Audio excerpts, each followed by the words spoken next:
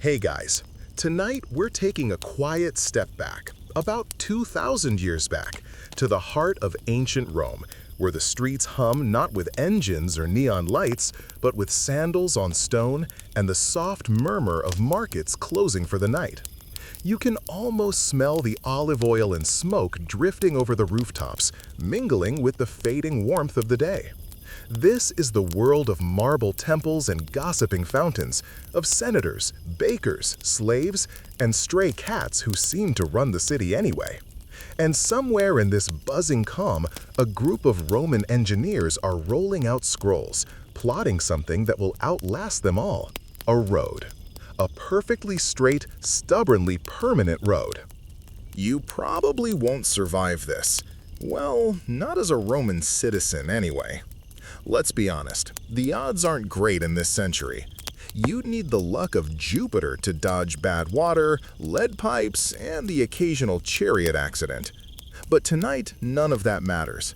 Tonight, you're here just to walk and watch, to listen and learn how an empire built its arteries, one careful layer at a time. So, before you get comfortable, take a moment to like the video and subscribe, but only if you genuinely enjoy what I do here. And if you're awake enough, drop a comment with where you're listening from and what time it is right now. Now, dim the lights, maybe turn on a fan for that soft background hum, and let's ease into tonight's journey together. You find yourself standing near the Forum as dusk paints the marble columns honey gold. The city exhales, merchants fold their stalls, donkeys bray somewhere down a side street, and the air cools just enough to make the cobblestones sigh beneath your feet. A man in a short wool tunic walks past, carrying a wax tablet and a reed pen tucked behind one ear. He looks like he hasn't blinked in hours. That's our engineer. He's been assigned a new project, a road stretching from this very heart of Rome toward the far provinces. You follow him as he meets with a few other men near a table crowded with maps and small bronze instruments. They're murmuring about gradients, drainage, and something called a via publica. These are not philosophers or poets. These are the quiet masterminds who make an empire move. Without them, Rome's armies would sink in the mud, her traders would stumble through forests, and her emperors would have to wait days longer for their gossip to arrive. The funny thing about Roman roads is that they weren't built for sightseeing. They were built for purpose: straight, efficient, enduring. But here's the gentle irony. What began as a military necessity became one of humanity's most peaceful legacies. You're about to walk the same pattern that still shapes highways today.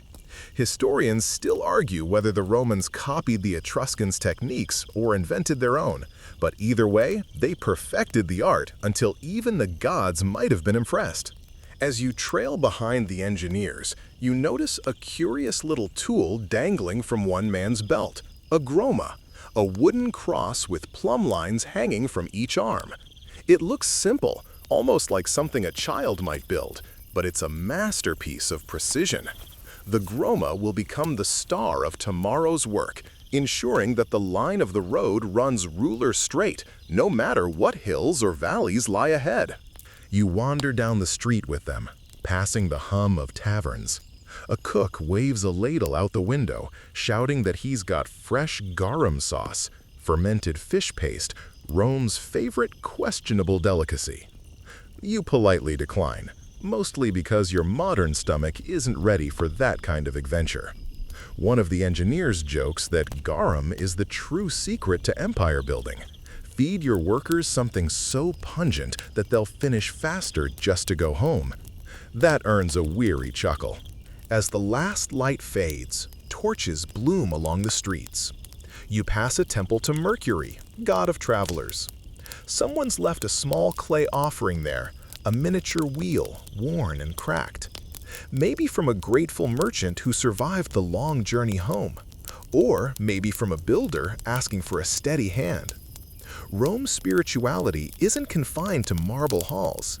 It hums quietly in every street corner, in every project that stretches toward the horizon. You pause for a moment, watching as a young boy, barefoot, his hair a mop of curls, runs across the street carrying a bundle of wooden stakes. He trips, drops them, then grins when one of the engineers ruffles his hair. "Future surveyor," the man mutters, half fond, half resigned. The Romans believed in legacy, in the idea that knowledge should pass like a torch, one calloused hand to another. Every apprentice here will grow into a master, and every master into a story. That's the strange piece of it all. While emperors carve their names in stone and generals dream of glory, it's these quiet, methodical builders who stitch the empire together. They don't chase fame, they chase alignment. You imagine how their minds must work. Every hill measured, every curve considered, every footstep deliberate. There's a comfort in that kind of order, isn't there? The certainty that no matter how wild the world feels, there's still a straight line somewhere guiding you forward. A breeze stirs the torches. You hear the soft clink of iron tools being packed up, the gentle murmur of Latin you can't quite translate, but somehow understand anyway. Plans are set. Tomorrow they'll begin. The road will start as a faint mark on the soil and end as a stone ribbon across continents, from Rome to Gaul, from Britain to the sands of Africa. And somewhere along that line, centuries from now, a traveler will walk the same path you're walking tonight. They'll wonder about the hands that placed each stone, the minds that calculated every mile. Maybe they'll even pause, as you do now, to admire the simplicity of something so durable it almost feels eternal. You glance back toward the city. The night has deepened, stars blooming over the rooftops. From here, the hum of Rome feels like the heartbeat of something vast and alive. You could almost fall asleep standing there, leaning on a column, letting the sounds blend into one long lullaby of ancient life. Sandals scuffing stone, water lapping in fountains, the soft hiss of torches. You think of how many roads will soon stretch from this place, carrying not just soldiers, but ideas, architecture, language, recipes, gossip, and the odd stray cat who just decides to wander north. Roads are more than pathways. They're promises, proof that someone believed the future would still be there when the stone set. A final joke drifts from the group as they disperse. One man says that if their road lasts 1,000 years, maybe people will still curse their paving taxes. Another replies that if the gods have mercy, nobody will invent traffic. You smile. It's comforting to know that even Rome had its small complaints. The night grows cooler. You pull your cloak tighter, not that you have one, but imagining helps, and begin to follow the engineers toward the edge of the city. Tomorrow, you'll watch them choose the land itself. But for now, the rhythm of the streets fades into your pulse, slow and even, like the drum of time. You take one last look at the flickering torches of Rome, the faint glimmer of the Tiber reflecting the stars, and breathe in the dusty sweetness of ancient air. The road hasn't begun yet, but somehow you already feel its pull, steady, silent, inevitable. Morning creeps in over the hills around Rome like a quiet yawn. You wake to the soft rustle of olive leaves and the faraway chatter of farmers calling to their mules. The city behind you is still half asleep, but the engineers are already on their feet, unrolling maps and stretching the stiffness from their backs. Today, the real work begins. Today, they'll decide exactly where this new road will run, threading through valleys, cutting over ridges, and ignoring anything that dares to get in its way. You fall into step beside them, your sandals crunching over dry earth. Ahead, the lead surveyor carries a staff topped with a bronze disc that glints in the early light. The group looks more like a band of wandering philosophers than builders. Tunics dusty, hair tied back with strips of leather, eyes squinting at invisible lines in the air. They stop at a rise overlooking a small valley. Below lies a patchwork of vineyards and orchards, their orderly rows promising both beauty and trouble. A straight road doesn't care much for grapevines. It cuts through them if it must, the same way Roman willpower slices through geography. That's part of the Roman genius, an almost stubborn belief that nature is negotiable. One engineer unfolds a wax tablet, sketches a few lines, and mutters about gradient. You lean over his shoulder, carefully because personal space wasn't exactly a Roman virtue, and notice that his map isn't drawn to resemble the world as it is. It's how the world should be, symmetrical, precise, obedient. There's something almost poetic in that. You can smell crushed herbs nearby, wild rosemary, maybe some thyme. Bees buzz lazily around a fig tree. It's all so peaceful that you almost forget these men are designing a superhighway of empire. Almost. A soldier in chainmail joins the group, yawning. He's the liaison between the engineers and the military. His job is to ensure that wherever this road goes, it will carry troops quickly and efficiently. You notice how he stands, rigid, measuring everything with his eyes. For him, beauty isn't the goal, speed is. The sooner legions can reach a frontier, the sooner Rome can claim another stretch of the map. Historians still argue whether Roman roads were primarily military projects or civil ones, whether they were meant more for merchants or for marching. But as you watch this man eye the horizon like it owes him obedience, you can probably guess which answer Rome itself preferred. The lead surveyor pulls out a simple tool, a groma, that same wooden cross you noticed last night. He plants it into the ground, steps back, and peers through the sighting lines, aligning them with a distant hilltop. Another engineer walks far ahead, holding a tall staff upright in the earth. It's almost like watching two people play an enormous, ancient version of Connect the Dots. There's a subtle tension here. Not drama, just focus. Every step, every alignment, is a quiet act of control over chaos. The Romans didn't just build roads, they tamed landscapes. And yet, standing here, you feel that the land has its own quiet defiance. The earth beneath your sandals is uneven, rocky, stubborn.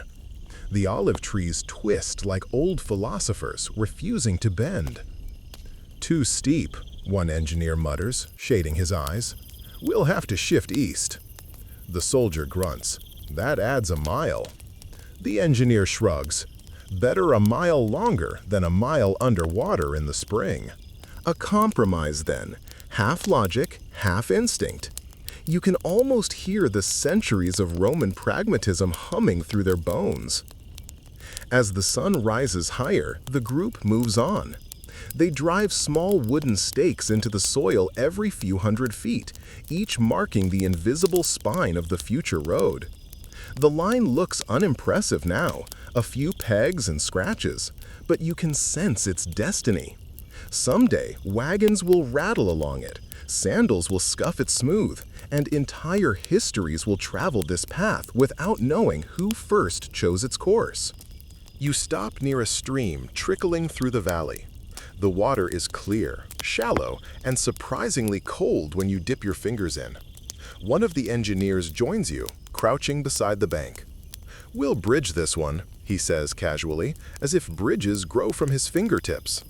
He explains that the Romans prefer stone arches, strong, graceful, and resistant to time. The water burbles as though it approves. A few paces away, a young assistant scribbles notes on a wax tablet, then pauses to chase away a grasshopper. "Did you know," he says with the enthusiasm of someone who hasn't yet learned to keep trivia to himself, "that we sometimes build roads directly over old animal paths? The roads follow the way herds once walked." The older man snorts. Then the oxen were good engineers. You smile. The quirky truth is, many Roman roads did follow earlier trails, Etruscan, Greek, or even prehistoric. Rome rarely started from nothing. It improved what already existed, then took the credit. Efficient and egotistical, a combination that's aged surprisingly well. The hours stretch quietly. The air grows warmer, the hum of insects louder. You catch the faint metallic chime of tools striking rocks somewhere ahead.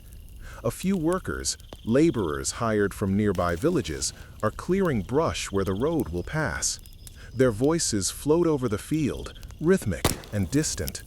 You wonder if they understand that what they're helping build will still exist long after their names have faded. One of the engineers sits down under a tree, pulls out a loaf of bread, and breaks it in half. He offers you a piece because in this dreamlike Roman morning, you're somehow part of the crew. The bread's coarse, dry, but you can taste the olive oil baked into it. "We'll rest here a bit," he says. "Then climb to the ridge. The gods willing, we'll have our line by dusk." You lean back against the trunk, feeling the cool bark through your tunic. From here, the countryside stretches endlessly. Patches of farmland, the shimmer of distant water, faint lines of smoke from villas. It's serene, almost hypnotic. You start to see what they must see. Not just a landscape, but a plan. A quiet grid of order over chaos. And yet, there's something human beneath the geometry. You notice the smallest things. A beetle climbing a stalk of grass, a shepherd whistling somewhere on the hill, the flicker of a lizard darting between stones. The road will pass through all this, both changing it and preserving it. The stones they lay will hold footprints that never knew each other, linking lives across time. When the group rises again, the lead engineer taps his groma and says, "Straight ahead, always straight ahead." Of course, that's not entirely true. Despite their reputation, Roman roads weren't perfectly straight. They curved gently to follow the terrain, to allow for drainage, to keep travelers from walking straight into mountains. Historians still argue whether this balance of straightness and subtle curve was deliberate genius or just compromise. Either way, it worked. Roads that seemed straight to the eye, but followed the Earth's natural flow. You follow as they climb the ridge. The wind picks up, cool and dry, carrying the smell of pine and dust. When you finally reach the top, the view steals your breath for a moment. Below lies the line of the road, faint but visible now, snaking gracefully toward the horizon. You can already picture it paved, alive with movement. Carts creaking, traders bargaining, the rhythmic stomp of legionary boots. The surveyor looks satisfied. He marks the final stake, then turns to the others. There, the Via Nova begins. You stand beside him, gazing at the invisible future stretching ahead. It's strange to think that this decision, this simple line across a field, will someday guide entire nations. But that's the Roman way. Small, deliberate choices, multiplied by centuries until they become destiny. A farmer passes nearby, leading a pair of oxen. He pauses, squints at the stakes, and mutters something about losing another patch of land to the empire's appetite. You can't blame him. Progress always asks for rent. The engineers wave politely, pretending not to hear. The sun begins its slow descent, painting the hills gold once more. The day's work is done, the path chosen. Tomorrow they'll start clearing it, chopping trees, leveling soil, preparing to carve permanence into the earth. You glance down at your dusty feet and realize something quietly comforting. From this moment onward, you're standing on the blueprint of forever. And as you follow the engineers back toward camp, the last light catches on the stakes like little sparks of promise. each one a heartbeat of empire, waiting to be covered in stone. Morning again, and earlier this time. You can tell by the way the air still feels cool enough to carry the smell of wet grass. The sun hasn't yet climbed over the ridge, but the engineers are already bustling like ants who drank too much wine. Today's task is precise, patient, and, if we're being honest, not particularly glamorous. But that's the beauty of Roman road building. Nothing flashy, just relentless accuracy. You walk with them to the first stake from yesterday's survey. The lead engineer, the same calm man with the perpetually furrowed brow, stands in the center of the path to be. He holds out his hand, and one of his assistants places in it the groma, the unassuming, cross-shaped tool that makes the impossible possible. 4 plumb lines hang from its arms, each ending in a small bronze weight. It sways gently in the morning breeze, like a patient pendulum marking time. He plants it in the soil. The lines settle, still as if holding their breath. And then, with a gesture almost reverent, he peers down one axis. You step closer, careful not to disturb the dust. What he's doing looks deceptively simple, lining up one rod with another in the distance, but it's the backbone of Roman precision. The groma's cross defines the cardinal lines of the road, straight ahead, left, right, back. Once aligned, the world falls into order. You feel a strange calm watching it happen, like geometry soothing the chaos of nature. The assistant holding the far staff squints back toward the groma, waiting for the signal. The lead engineer adjusts by the smallest degree, then raises a hand. "Hold there," he says. "That's our true line." Historians still argue whether Roman surveyors used magnetic compasses or pure sight to find their bearings. The evidence suggests pure sight and the patience of saints. Imagine standing for hours under a baking sun, aligning 2 dots in the distance until your eyes blur. That's what they did, mile after mile, because straightness wasn't just about roads, it was about Roman identity. The world should bend to their will, not the other way around. The men fan out now. A few mark new points along the alignment, driving stakes deep into the soil. Others stretch measuring ropes, long cords knotted at precise intervals, to keep the distances consistent. You trail behind, the soft crunch of sand underfoot, rhythmic and meditative. You watch one young apprentice struggle to get the plumb line to hang perfectly vertical. The weight swings stubbornly, refusing to settle. He mutters something in Latin that sounds suspiciously like a curse, then catches your eye and grins sheepishly. "The gods of geometry are fickle today," he jokes. You laugh quietly. Maybe they just want breakfast first. He nods solemnly. Then they can have mine. There's your light joke quota starting early, because even in ancient engineering, humor is a survival tool. The group moves steadily along, aligning, checking, rechecking.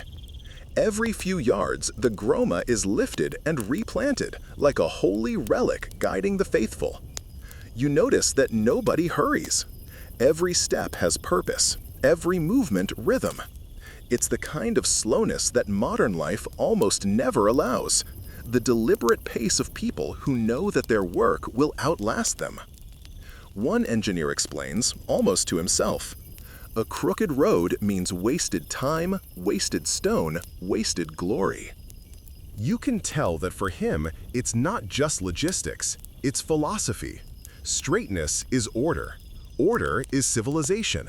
And civilization, to the Roman mind, is eternal. The day grows warmer. Bees wander lazily between wildflowers. The rhythm of the work becomes hypnotic.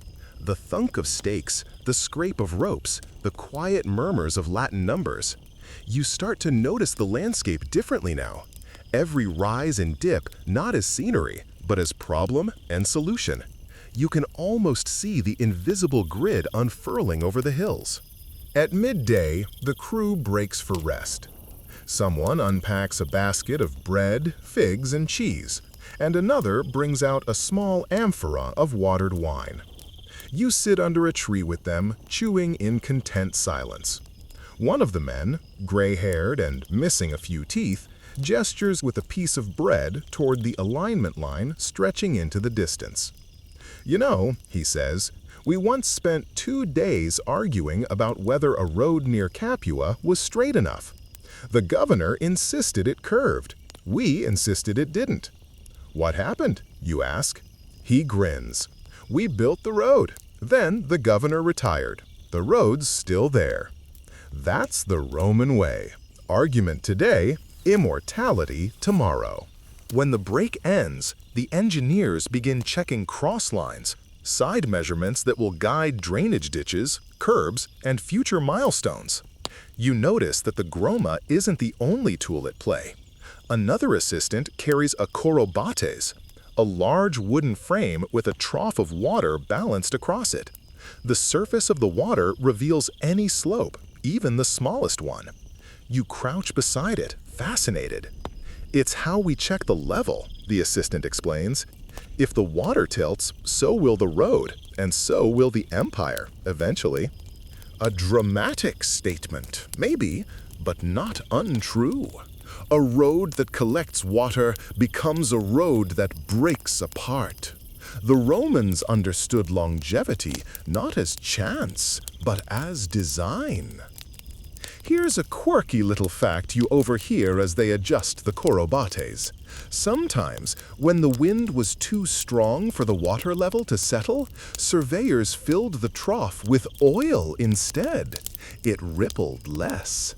It's small, brilliant details like that which made Rome an engineer's playground.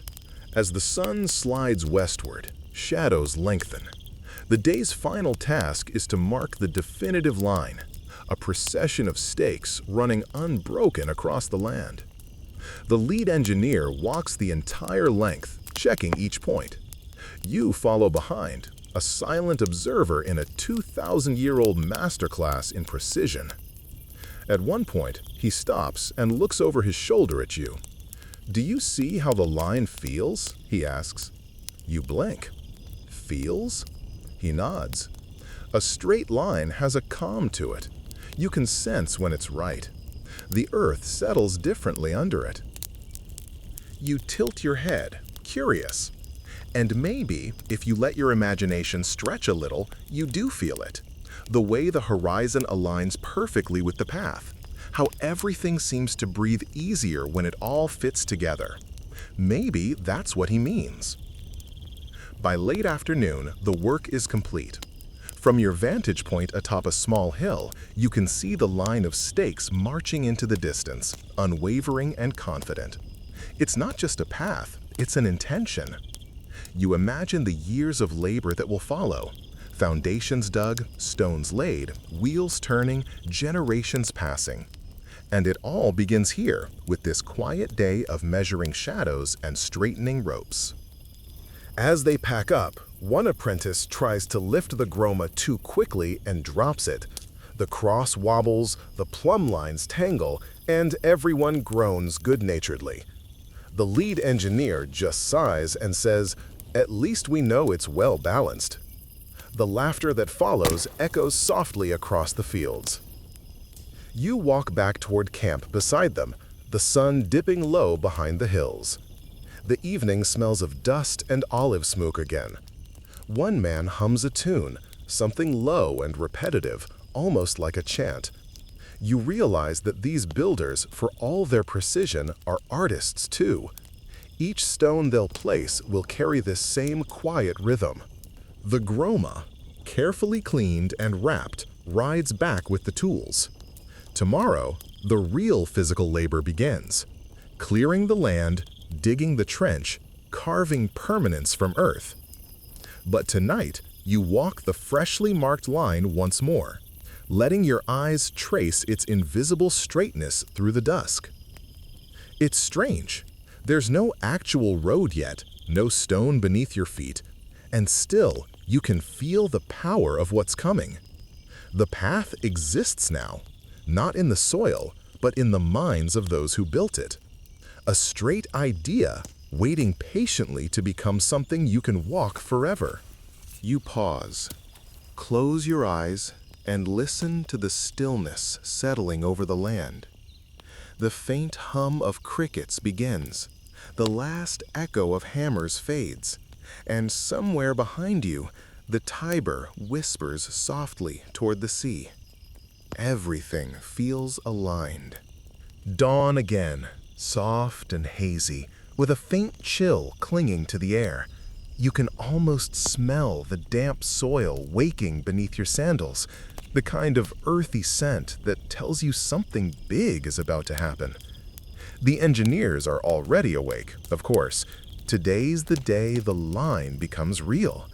The neat row of stakes stretching across the valley is no longer just an idea. It's about to be carved into the living earth.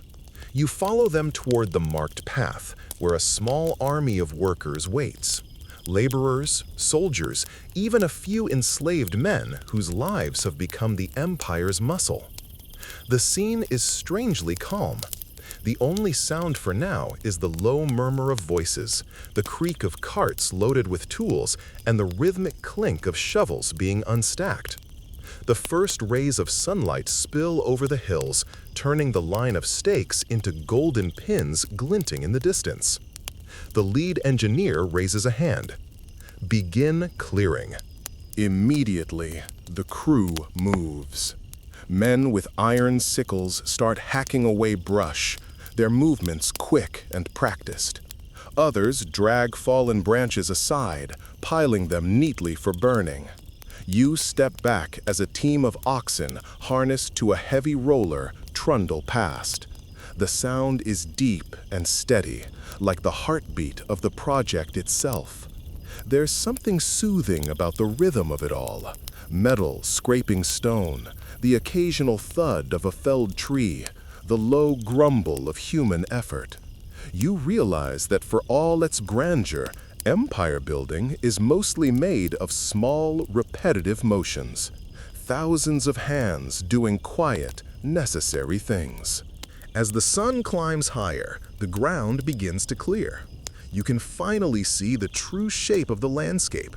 The dips, the humps, the stubborn boulders pretending to be immovable. Those boulders don't stand a chance. A pair of workers, their skin glistening with sweat, wedge iron crowbars beneath one and grunt in unison. It tips slowly, then crashes aside, sending a puff of dust into the air. One man laughs and wipes his brow. "The gods put rocks in our way just to keep us humble," he says. Another replies, deadpan, "Then the gods have no idea how stubborn we are."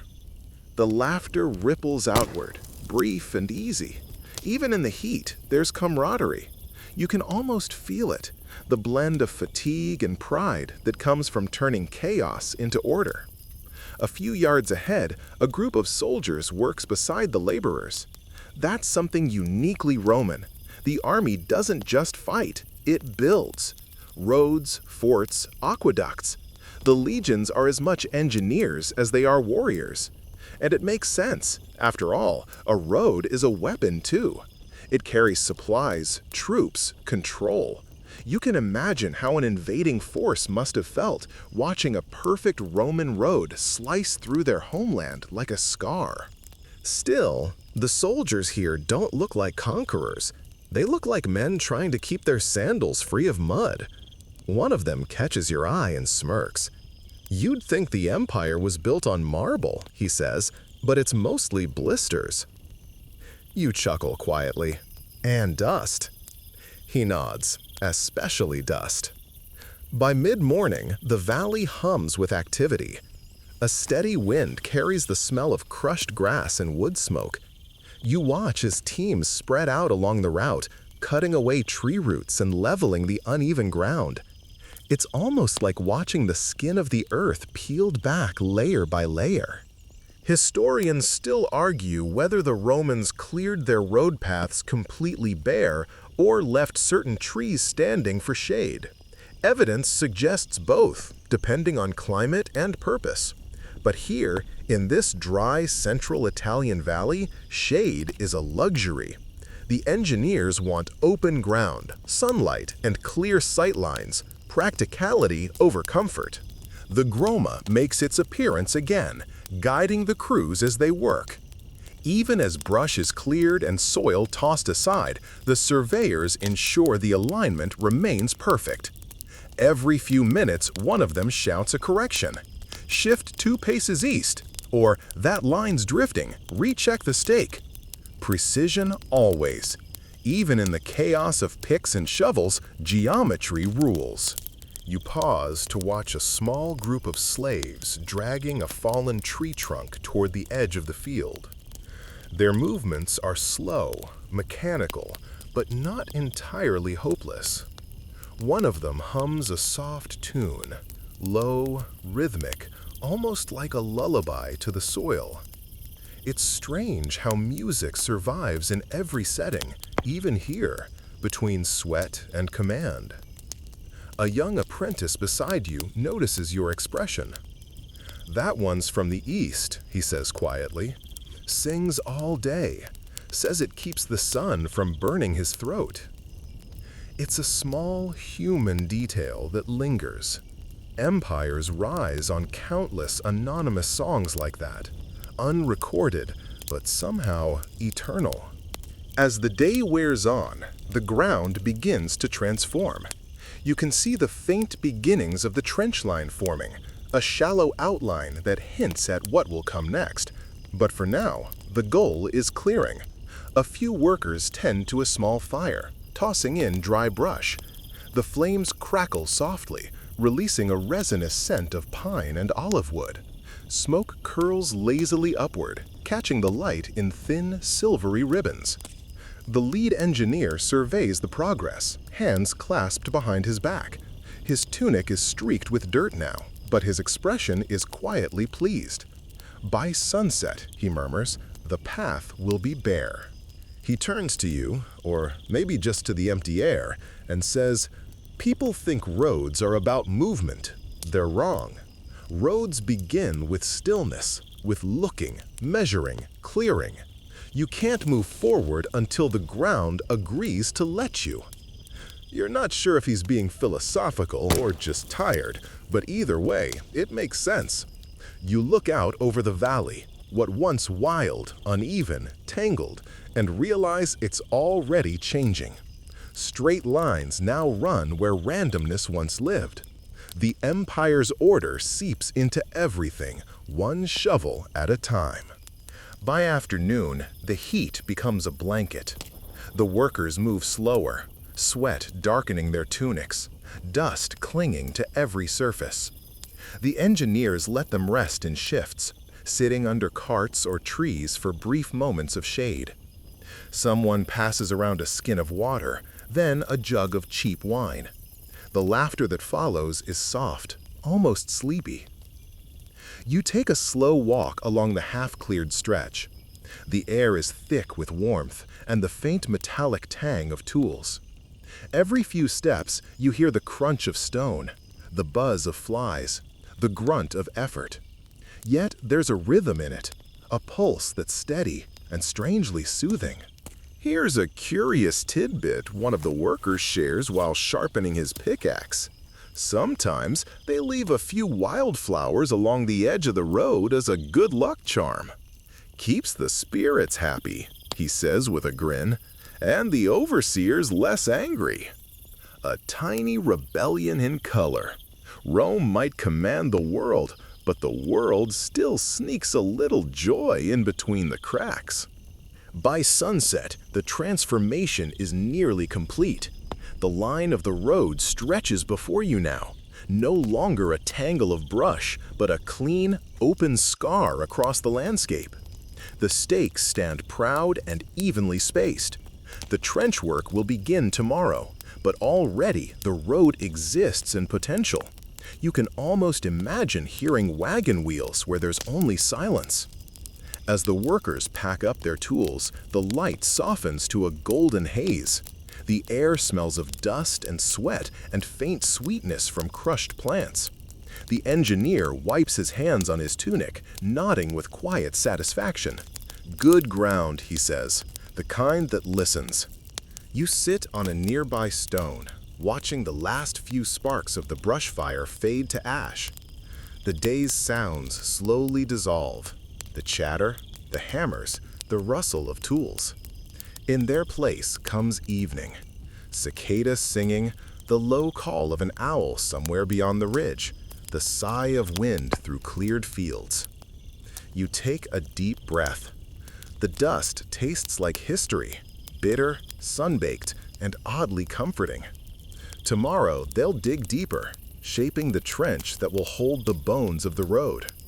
But for now, as twilight settles, you can almost feel the land exhaling, resigned, perhaps, but calm. The Empire has arrived. The next morning greets you not with birdsong or soft light, but with the sound of shovels biting into earth. It's still early, the air cool enough that you can see faint trails of breath, but already the men are at work. The clearing from yesterday looks different now, bare, clean, expectant. It stretches out like a scar waiting to be filled with something purposeful.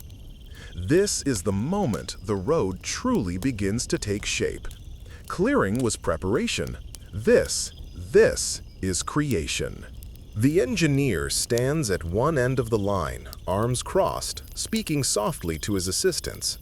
They've brought fresh tools today, heavier spades with curved blades, pickaxes with worn wooden handles, and baskets woven from reeds. The groma is there too, planted firmly beside the first stake, its siding lines already strung tight. Precision remains the Empire's constant heartbeat. Depth to 1.5 cubits, the engineer calls. Keep the sides even, measure every 20 paces. You can feel the energy ripple through the workers like a command carried on wind. Men step forward, spades flashing in the morning sun. The first cut is made. An easy motion at first, a thin slice of earth lifted and tossed aside. Then another and another. Slowly, methodically, the line of the road begins to sink into the ground. The soil gives off a rich scent, earthy and damp, mixed with crushed grass and stone. With every shovelful, layers of color reveal themselves. Pale ochre dust at the surface, deeper brown clay beneath, then a darker, almost black layer where moisture lingers. The Romans knew their soils. They chose their roads with care. Too much clay and water would pool. Too sandy and the road would shift. Here, the mix is perfect, firm yet pliable, ready to hold the weight of empire. You walk slowly along the trench, watching how the workers organize themselves. It's a kind of choreography. 2 men loosening soil with picks, 2 more shoveling it into baskets, and another hauling those baskets aside. They move in rhythm, like waves breaking against the same invisible shore. No one speaks much, only grunts, the scrape of metal on dirt, the soft thud of earth being emptied. Nearby, a foreman marks each section with a short wooden stake, etched with chalk. "Depth steady," he mutters, checking with a measuring rod. "Keep the line true." His words are half to himself, half to the men, but they all seem to understand. You pause at one of the deeper spots. The trench walls rise to your knees now, their edges smooth and even. The bottom is level, the sides straight, a geometry carved by sweat. It's strangely beautiful in its simplicity. A young laborer glances up from his work and smiles faintly. "Looks like we're digging a grave for the old road," he says. "What old road?" you ask, amused. He shrugs. "The one nature made. We bury it, then build ours on top." You nod, watching as he drives his shovel down again. There's truth in that. The Romans didn't just make roads. They replaced the world's randomness with their own logic. They cut through hills instead of winding around them. They filled swamps, bridged rivers, leveled forests. Every trench was a quiet rebellion against chaos. As the sun climbs, the air grows warmer and the pace slows. The sound of picks and shovels becomes almost hypnotic, steady, predictable, soothing. You can see the workers settling into rhythm, each finding his pace. Dust rises in soft golden clouds, catching the sunlight like drifting incense. The smell of sweat, iron, and fresh soil mingles into something oddly comforting. A small group of soldiers joins in. Their tunics are cleaner, their movements sharper, but soon they're indistinguishable from the rest. The Roman army prided itself on discipline, and here that discipline meets earth. The legionaries dig not for glory, but for endurance. "Every inch of this," one of them says between breaths, "will carry a century's march." You can almost see it, the ghosts of the future. Lines of soldiers marching in perfect step, carts loaded with grain, travelers with sandals coated in dust. All of it will pass along this channel that's now only a few feet deep. By midday, the trench runs clear and continuous for nearly 100 paces. It looks like a shallow canal, the beginnings of a road skeleton. The engineer inspects the line carefully, stopping now and then to correct a slope or adjust a mark. He carries a wax tablet and stylus, making small notes you can't quite read. Lunch is simple: bread, olives, water, a bit of cheese.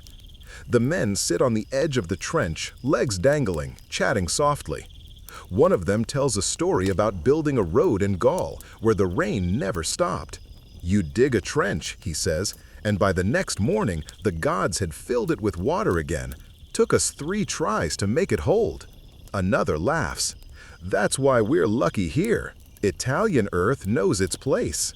The conversation drifts into quiet laughter, then into the soft hum of rest.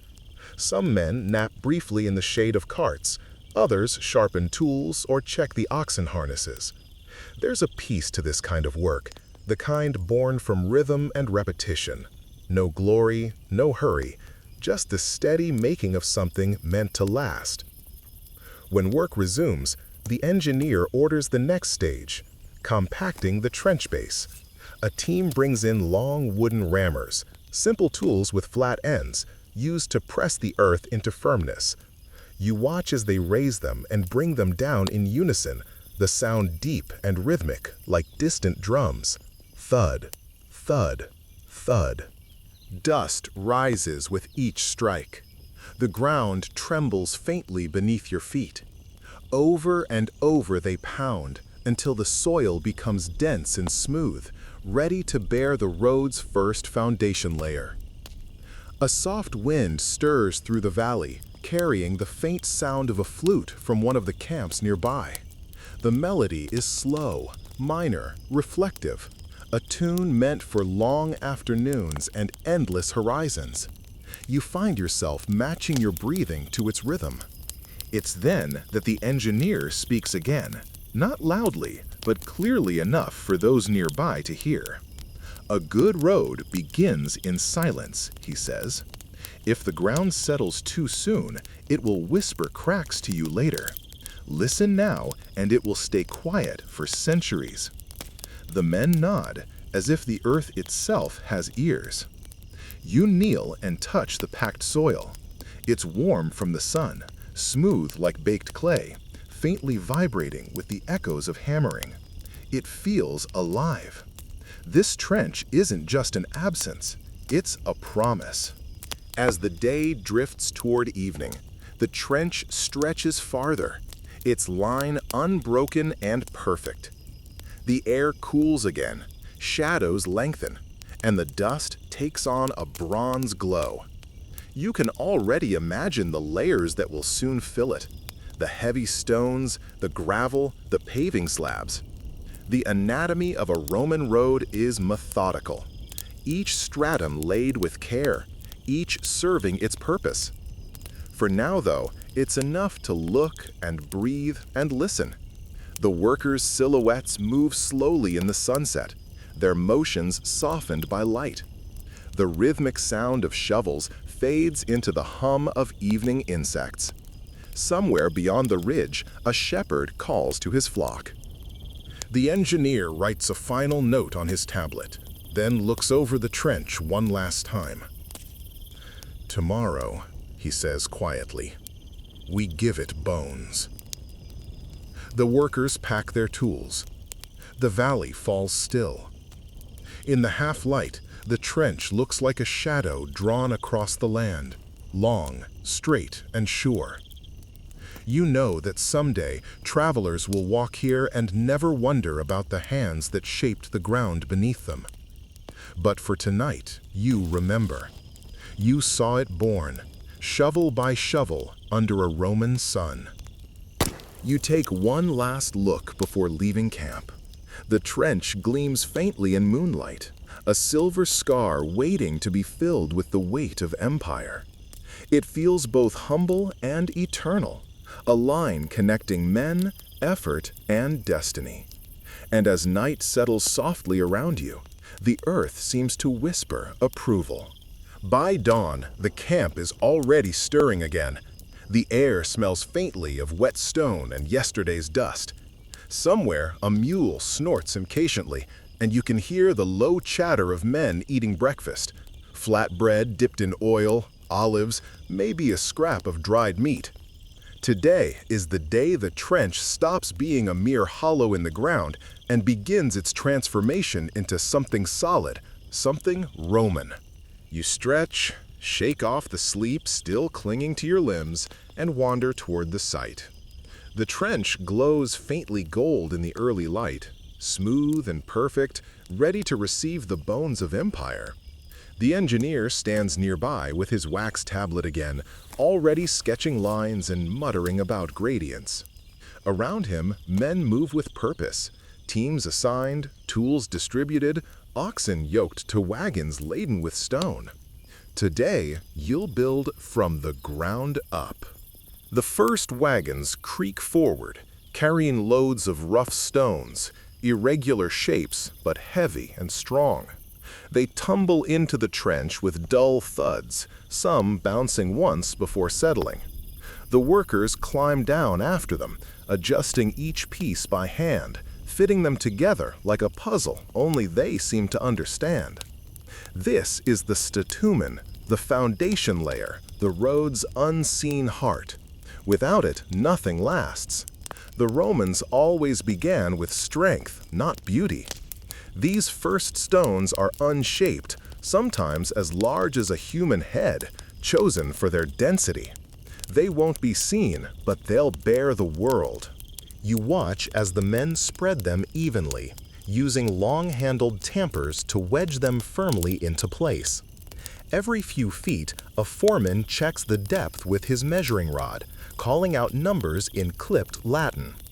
The engineer occasionally bends down to inspect a joint, nodding with quiet approval. As you move along the trench, you notice how carefully they manage the slope, just enough for water to run off toward the edges. A Roman road is never perfectly flat. It rises ever so slightly at the center, like the back of a sleeping giant. That gentle curve, called the camber, ensures rainwater flows away instead of pooling. It's an elegant solution, centuries before the idea of drainage systems existed in the modern sense. You crouch to touch one of the stones. It's cool and rough, dust clinging to your fingertips. You imagine the hands that pulled it from a quarry days or weeks ago, miles from here. The empire was a machine built on such labor, endless, coordinated, and somehow graceful. As the first layer fills the trench, the next material arrives.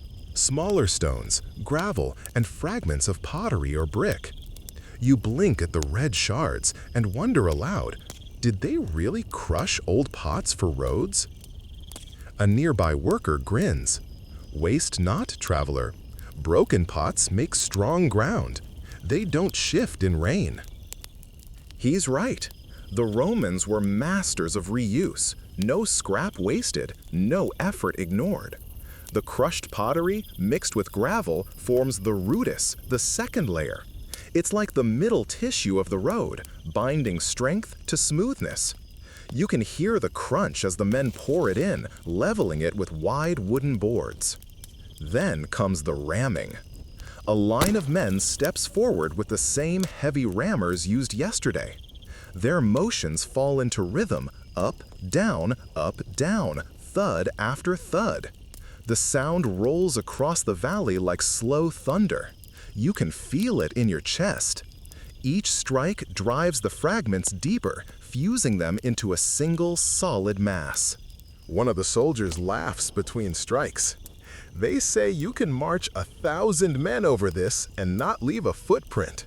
Historians still argue whether that's true, another says with a smirk, but it makes a fine boast. You smile. The empire loved its myths almost as much as its measurements. By midday, the sun sits high, and the road gleams like a ribbon of crushed gems. White limestone, red pottery, black basalt chips all mingling in the light. The men break for water, wiping their brows with dusty hands. You sit beside them, legs dangling over the edge of the trench. Someone pulls out a small clay cup and offers it to you. Vinum dilutum, he says, watered wine. You sip it. It's warm, faintly sour, but somehow refreshing. Around you, conversation drifts lazily. A few men trade jokes about eternal Roman roads outlasting emperors. One swears he built a section near Pompeii that still looks new 10 years later. Right up until the mountain sneezed, he adds dryly, and everyone chuckles. You glance around. The engineer has unrolled a parchment, an imperial decree for the project, sealed with wax.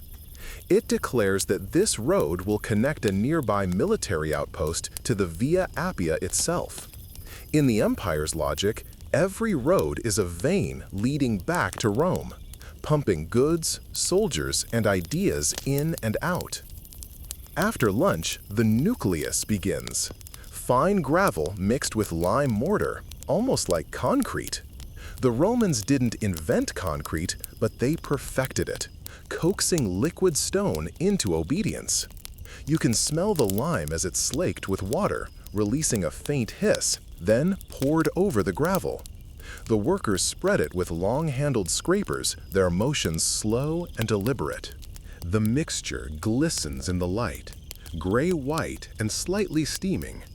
It's smoother than the layers below, like the icing of a cake designed to last forever.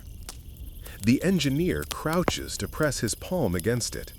When he lifts his hand, it leaves a faint print, temporary proof of creation. Let it rest overnight, he says softly. Tomorrow it will be as hard as pride. You walk the length of the road again, taking in its quiet transformation. What was once raw earth is now a living thing, a layered, breathing system designed to endure heat, rain, and centuries. You pause near a pile of spare stones and notice one oddly shaped piece, carved with a faint swirl. Decoration? You ask a mason. He laughs. No, superstition. That came from an old temple. We slip one sacred stone into every stretch of road. Keeps the gods from cracking it. You raise an eyebrow. Does it work? He winks. So far, yes. You can't help but smile. Beneath all the discipline and mathematics, the Romans still believed in luck, little charms buried in the layers of empire. Maybe that's what makes these roads feel alive, even now. As the day wanes, the workers finish smoothing the surface of the nucleus. The light softens into amber, shadows stretching long across the valley.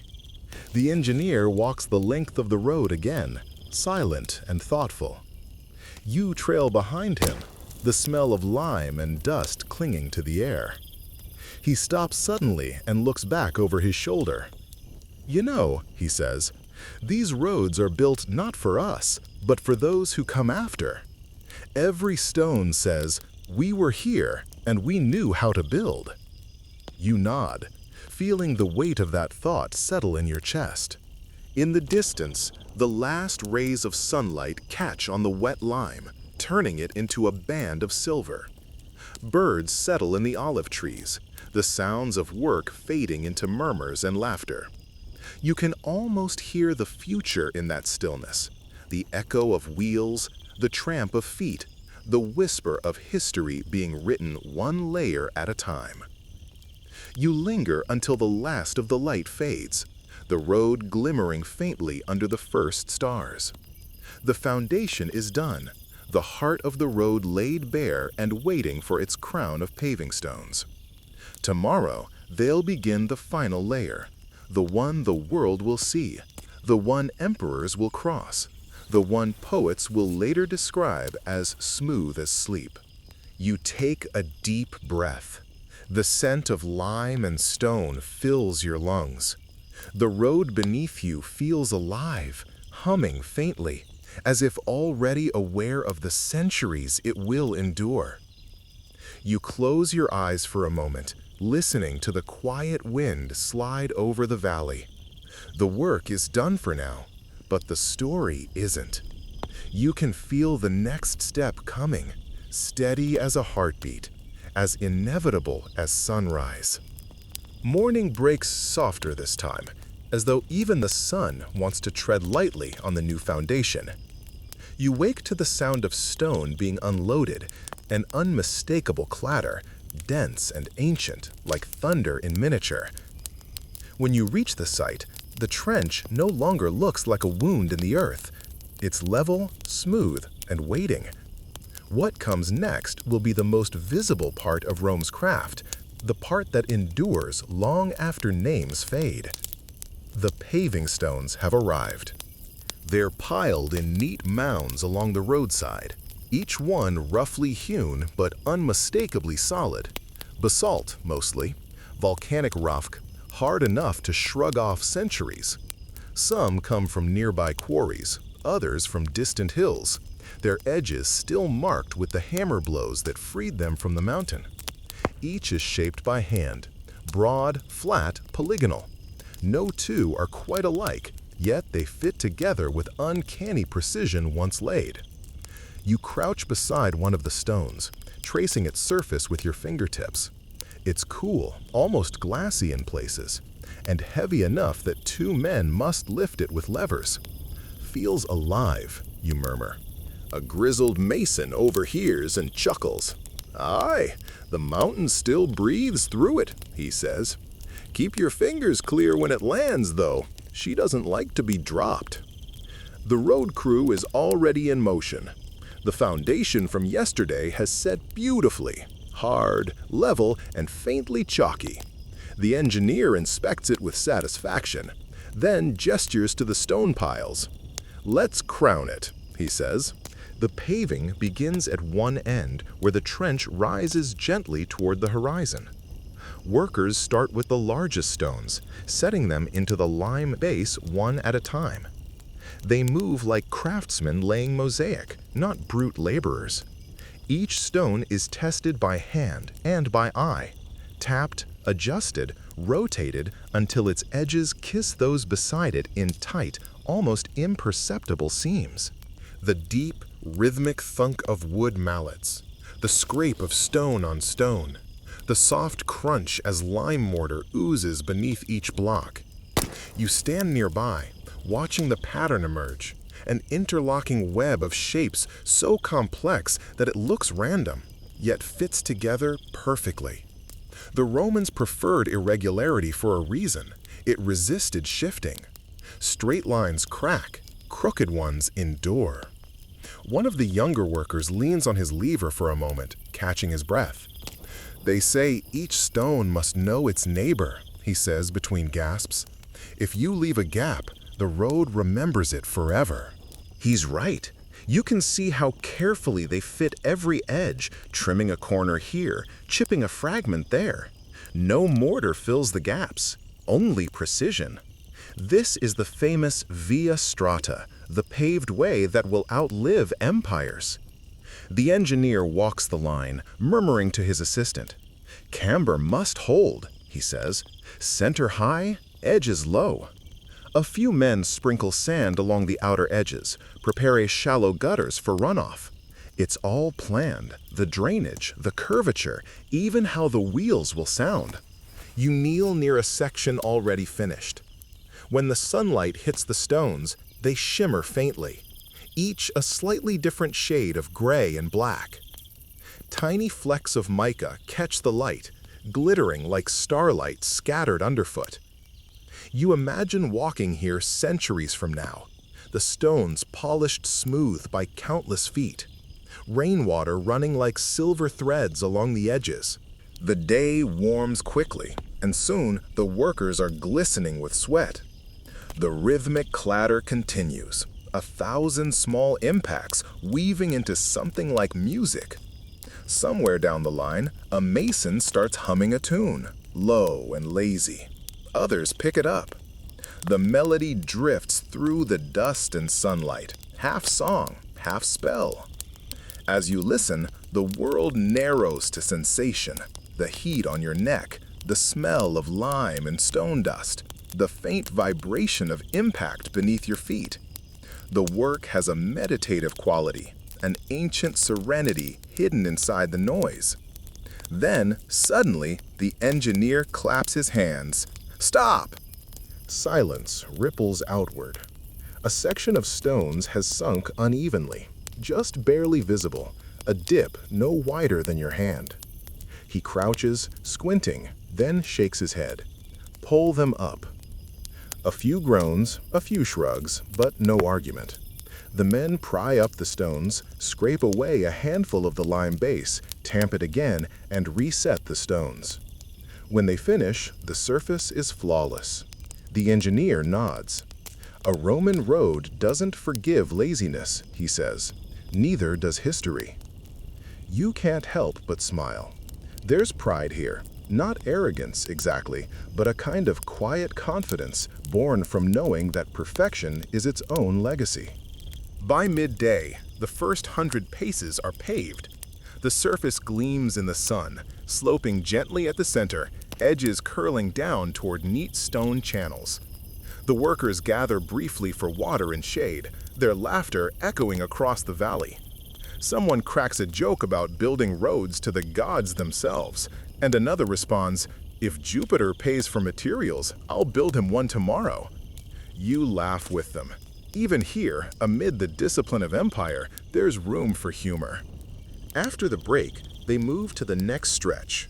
The pace slows slightly as they approach a bend, a rare curve in a Roman road, added to follow the contour of a hill. The engineer marks each angle carefully, using chords and chalk lines. "Never trust your eyes," he tells a new worker. "Trust the line." The work resumes. The curve takes shape, each stone angled just so, the pattern tightening like a spiral. You can see the artistry in it, the deliberate dance between geometry and instinct. It's strangely beautiful to watch something so functional become something so graceful. As the afternoon lengthens, the air fills with the faint shimmer of heat. The basalt stones, dark as cooled lava, soak up sunlight until they almost glow. You imagine how this surface will feel beneath the sandals of travelers, warm, smooth, unyielding. Even centuries later, archaeologists will walk these very stones and marvel at how they still align, how the seams still hold. Near the edge of the site, a small group of men prepares the finishing touches, cutting narrow side stones to border the road, marking where milestones will one day stand. These curbstones are heavier, squarer, meant to contain the road's shape. You watch as they lower one into place with ropes and wedges. When it lands, dust plumes upward, glowing gold in the sunset. The engineer checks his measurements again. "Perfect," he murmurs, "exactly to the cubit." He turns to you, smiling faintly. You see, a road is not just a path, it's an idea made solid. The straightness tells you someone planned it. The stones tell you they meant it to last. You nod slowly. You can feel that truth in your bones. The light fades, and with it, the sounds of work. The last stones are set, the last seams checked. Workers gather their tools, stretching sore backs and dusting off their tunics. A few linger, admiring what they've built. The road now stretches like a blade through the landscape, smooth, dark, and shining faintly in the evening glow. As you walk its length, you notice something subtle, the way it hums beneath your feet. Maybe it's your imagination, but it feels alive, as though the mountain itself is content to serve this new order. A mason passing by grins at your expression. "She sings, doesn't she?" he says. "She?" you echo. "The road," he replies, tapping the basalt with his hammer. "Every good one does. The stones fit so tight you can hear her breathe." You listen, and perhaps you do hear it. The faint whisper of wind against stone, the soft trickle of dust down the edges. It's the sound of permanence. By the time the stars appear, the road lies complete for half a mile. The workers' campfires flicker nearby, their laughter mixing with the distant chirping of crickets. The engineer sits apart, quietly writing by the light of a small oil lamp. His notes, you suspect, will one day end up in an archive no one remembers, but his road will remain. You sit beside the edge of the newly paved stretch, running your fingers over the cool basalt. Somewhere deep inside, you feel the quiet satisfaction of a work well done. This surface will carry legions, merchants, pilgrims, and emperors. It will outlive them all. And in this moment, under the calm Roman stars, it already feels eternal. By the next morning, the road gleams under a pale dawn sky, stretching ahead like a ribbon of dark glass. It's finished, at least the visible part. The foundation sleeps beneath, the paving stones fit tight as thought, and now comes the work that gives it meaning, marking, measuring, naming. Because what is a Roman road without its certainty, its sense of order and distance, its declaration that you, traveler, stand exactly this far from the heart of Rome? You arrive at the site as the first cart rattles in. On it, tall, cylindrical stones lie wrapped in burlap, their surfaces freshly carved. The letters catch what little light there is, sharp and elegant, cut deep into pale limestone. You lean close to read one. Imp cause Traianus, aug via nova, ab urbe, xv. You whisper the words aloud. Emperor Caesar, Trajan, Augustus, new road, 15 miles from the city. It's not just information, it's presence. A reminder that even far from the capital, the emperor's shadow still falls on the road beneath your feet. The engineer stands nearby, arms folded, watching as workers begin to unload the stones. He doesn't rush them. Milestones are serious business, measured, aligned, and placed with a kind of ceremony. Every mile, he tells you, has its voice. Each stone says, "You are here." Rome knows it. You follow him as he inspects the stretch already completed. The air smells faintly of crushed basil and lime dust. Birds chatter somewhere in the trees. Along the road's shoulder, soldiers and laborers pace carefully, measuring distances with ropes wound around small wooden drums. Every 100 paces, a mark is struck with chalk. Every 1,000th, a hole is dug. The Roman mile, mille passus, 1,000 paces. Not a guess, but a calculation, precise as everything else about this empire. The surveyor kneels at each mark, calling out numbers in Latin. Octingenti, nongenti, mille. At the last, he stops, straightens, and waves the others over. Here, a new milestone will rise. The process unfolds like a quiet ritual. Workers clear the ground beside the road, shaping a small pit.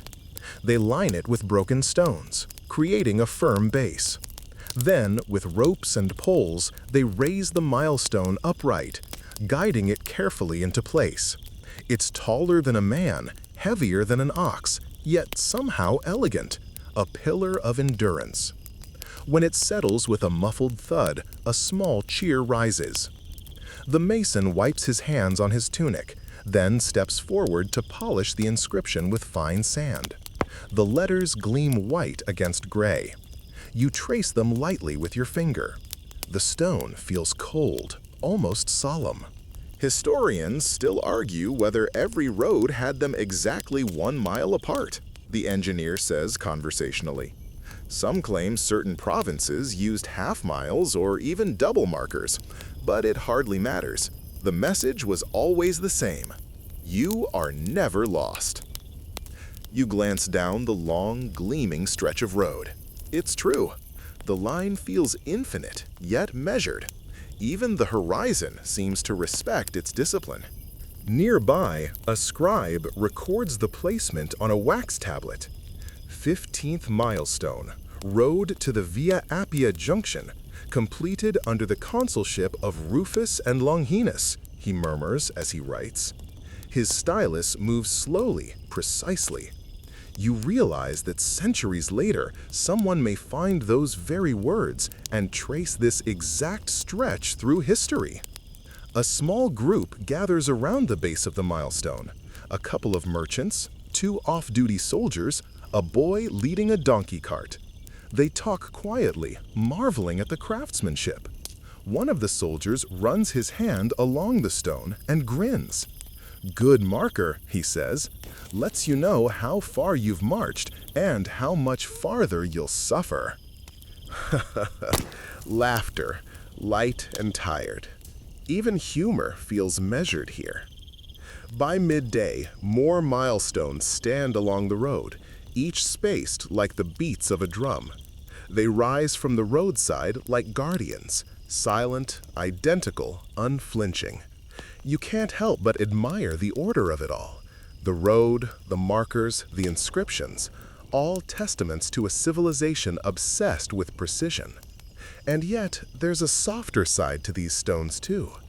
You overhear one mason mention that sometimes travelers would rub oil or water on the milestone before setting out again, for luck. It's said the road spirits live inside them, he explains with a grin. Give them a little offering, and they'll smooth your journey. You smile at that. Even amid Roman logic, superstition finds its cracks to grow in. Later, you walk with the engineer along the completed stretch. The sun has grown hot, the basalt shining almost blue-black now. Each milestone throws a long shadow over the edge of the road, neat and even. The engineer stops occasionally to check the spacing, holding a wax tablet covered in tiny marks. This one's slightly off, he murmurs, measuring again. 3 paces too far north. You raise an eyebrow. 3 paces in 20 miles?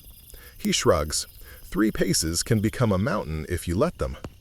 There's something deeply Roman about that, this insistence that precision isn't vanity but virtue.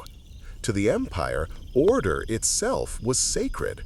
A crooked milestone might not topple a kingdom, but it would whisper of weakness, and Rome could not allow that. When you reach the crest of a small hill, you pause. From here, the road stretches into the distance, marked by a line of white stones receding into the horizon.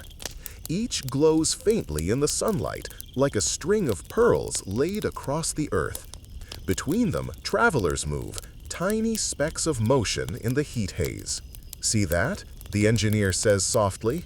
That's how Rome holds the world together, not by force, but by measure. You let the words sink in. He's right. Roads weren't just for armies. They were for everything. Letters, trade, culture, faith.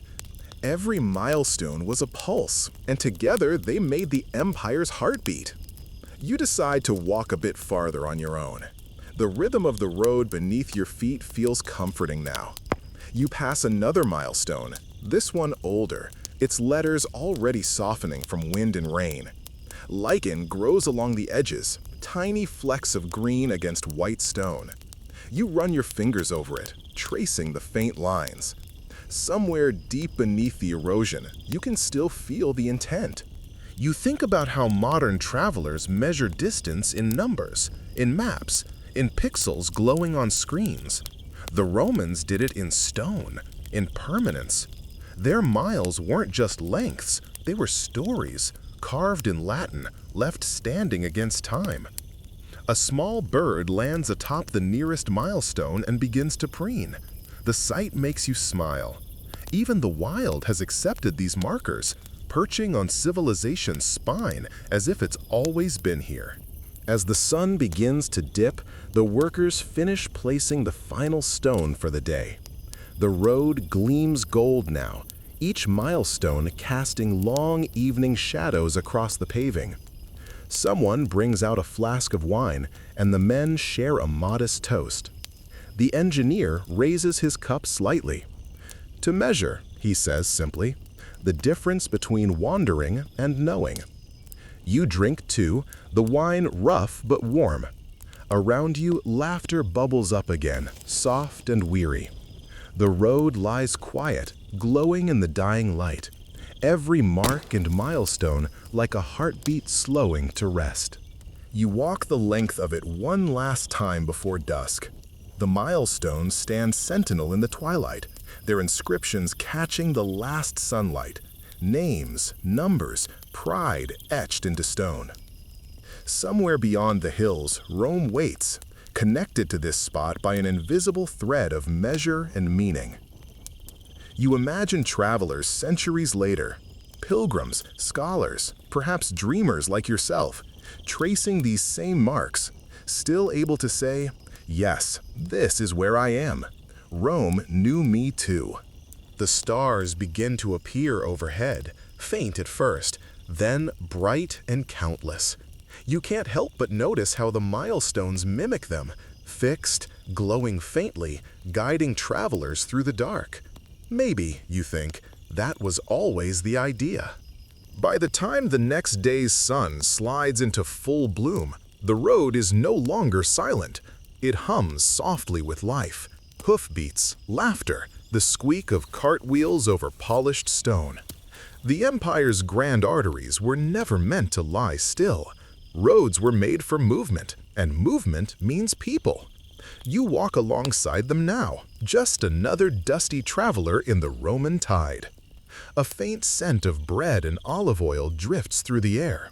Ahead, you see a cluster of low buildings, a mansio, one of the many official way stations dotting every major road.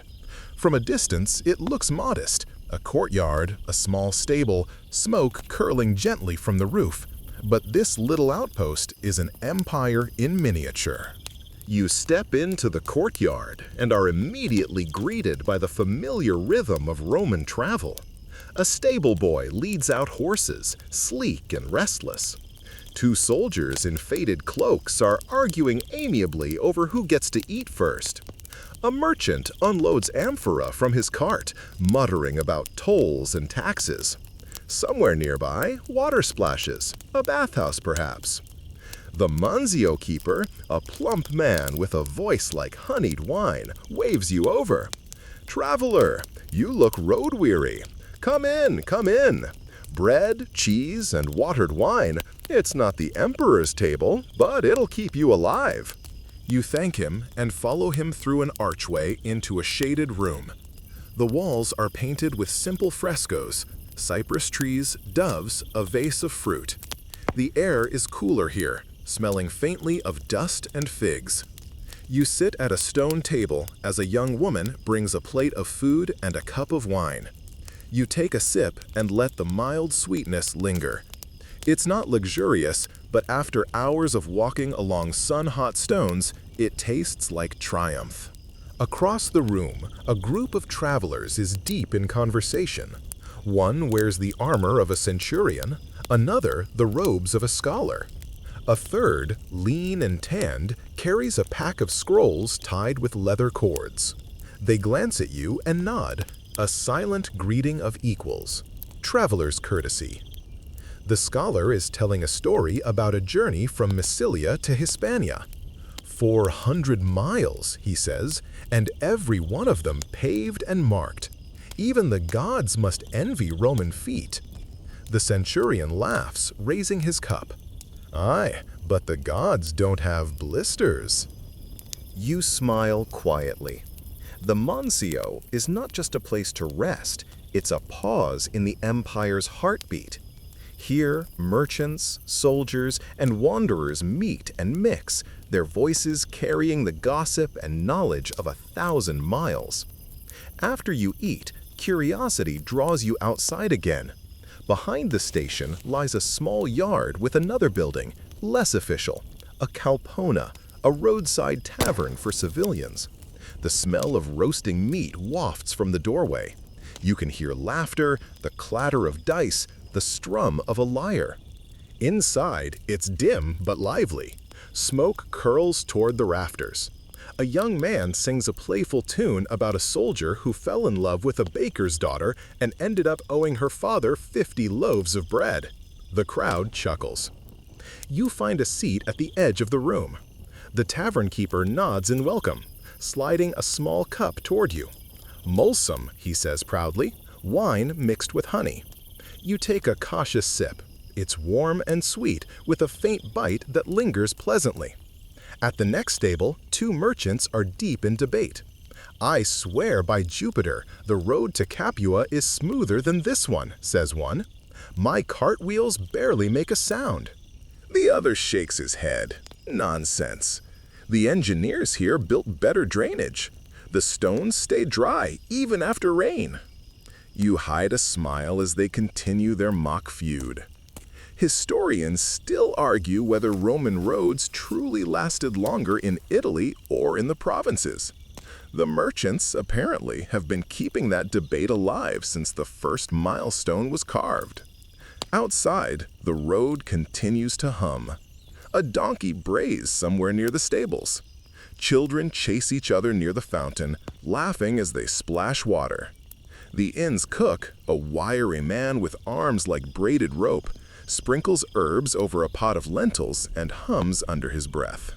You lean back against the wall and close your eyes for a moment, letting the sounds blend together.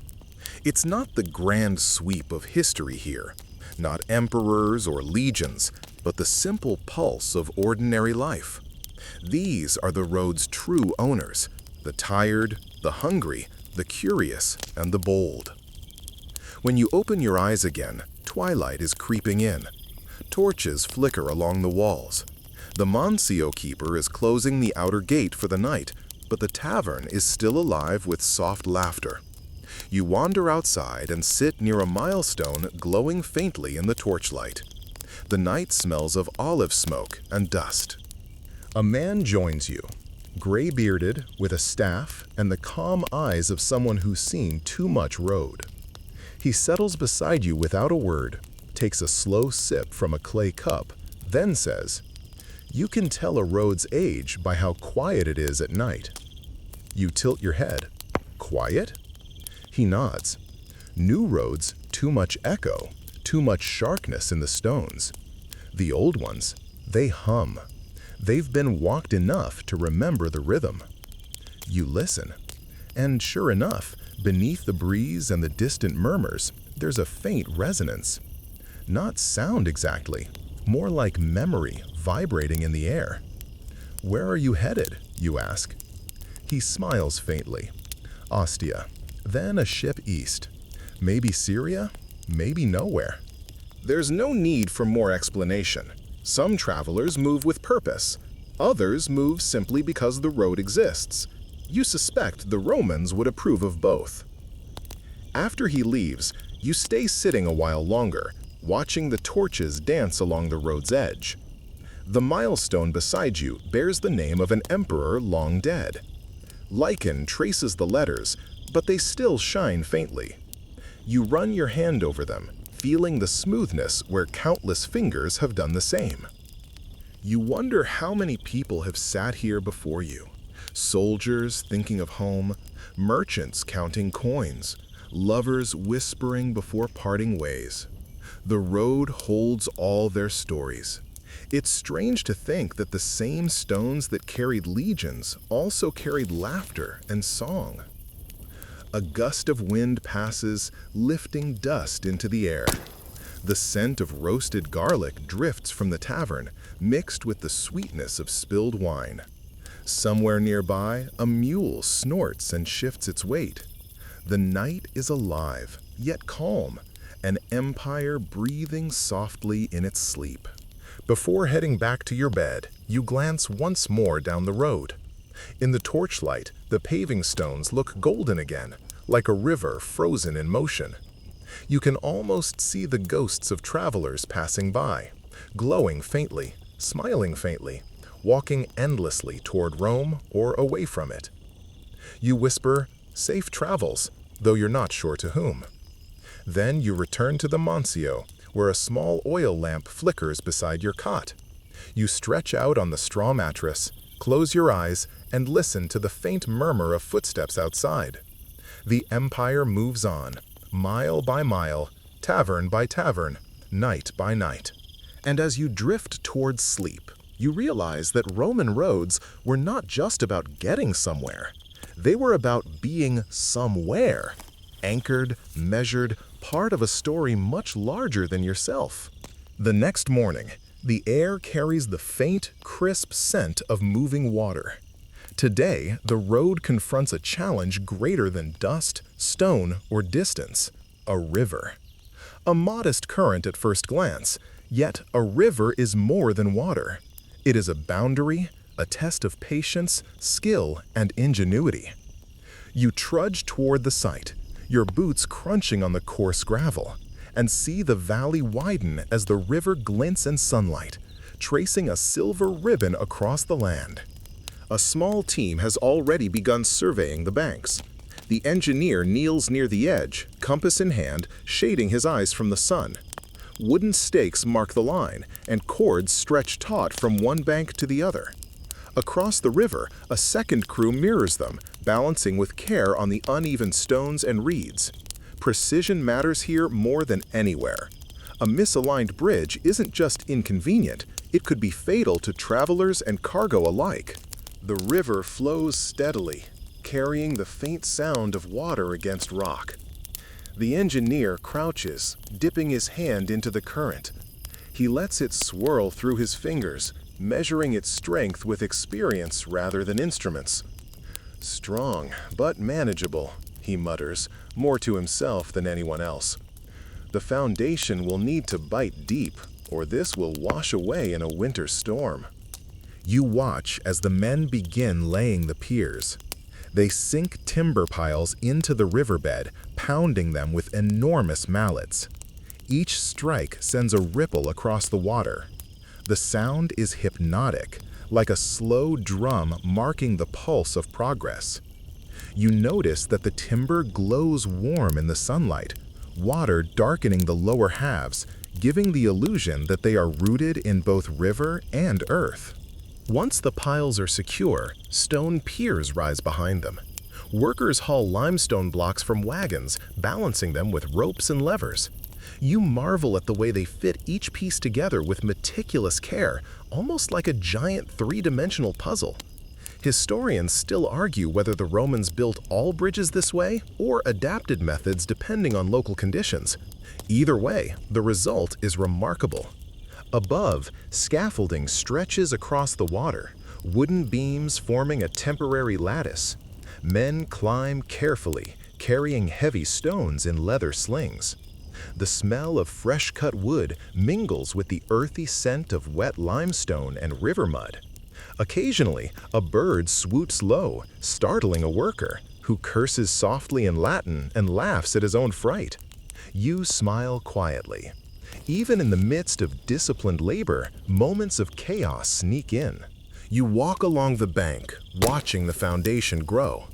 The river flows beneath, relentless and unyielding, yet the bridge begins to assert itself as equally steadfast.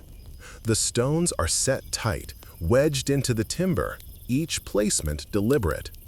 Small channels in the piers allow water to pass through without weakening the structure. It's engineering designed not just for immediate use, but for endurance, proof that the Romans understood forces beyond the eye's reach.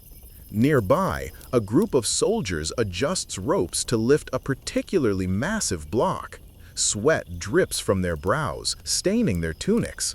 The sun climbs high, and dust and river mist mingle, creating a faint haze. You can see how carefully they balance strength with delicacy. One misstep could send a block crashing into the river, scattering debris and delaying progress.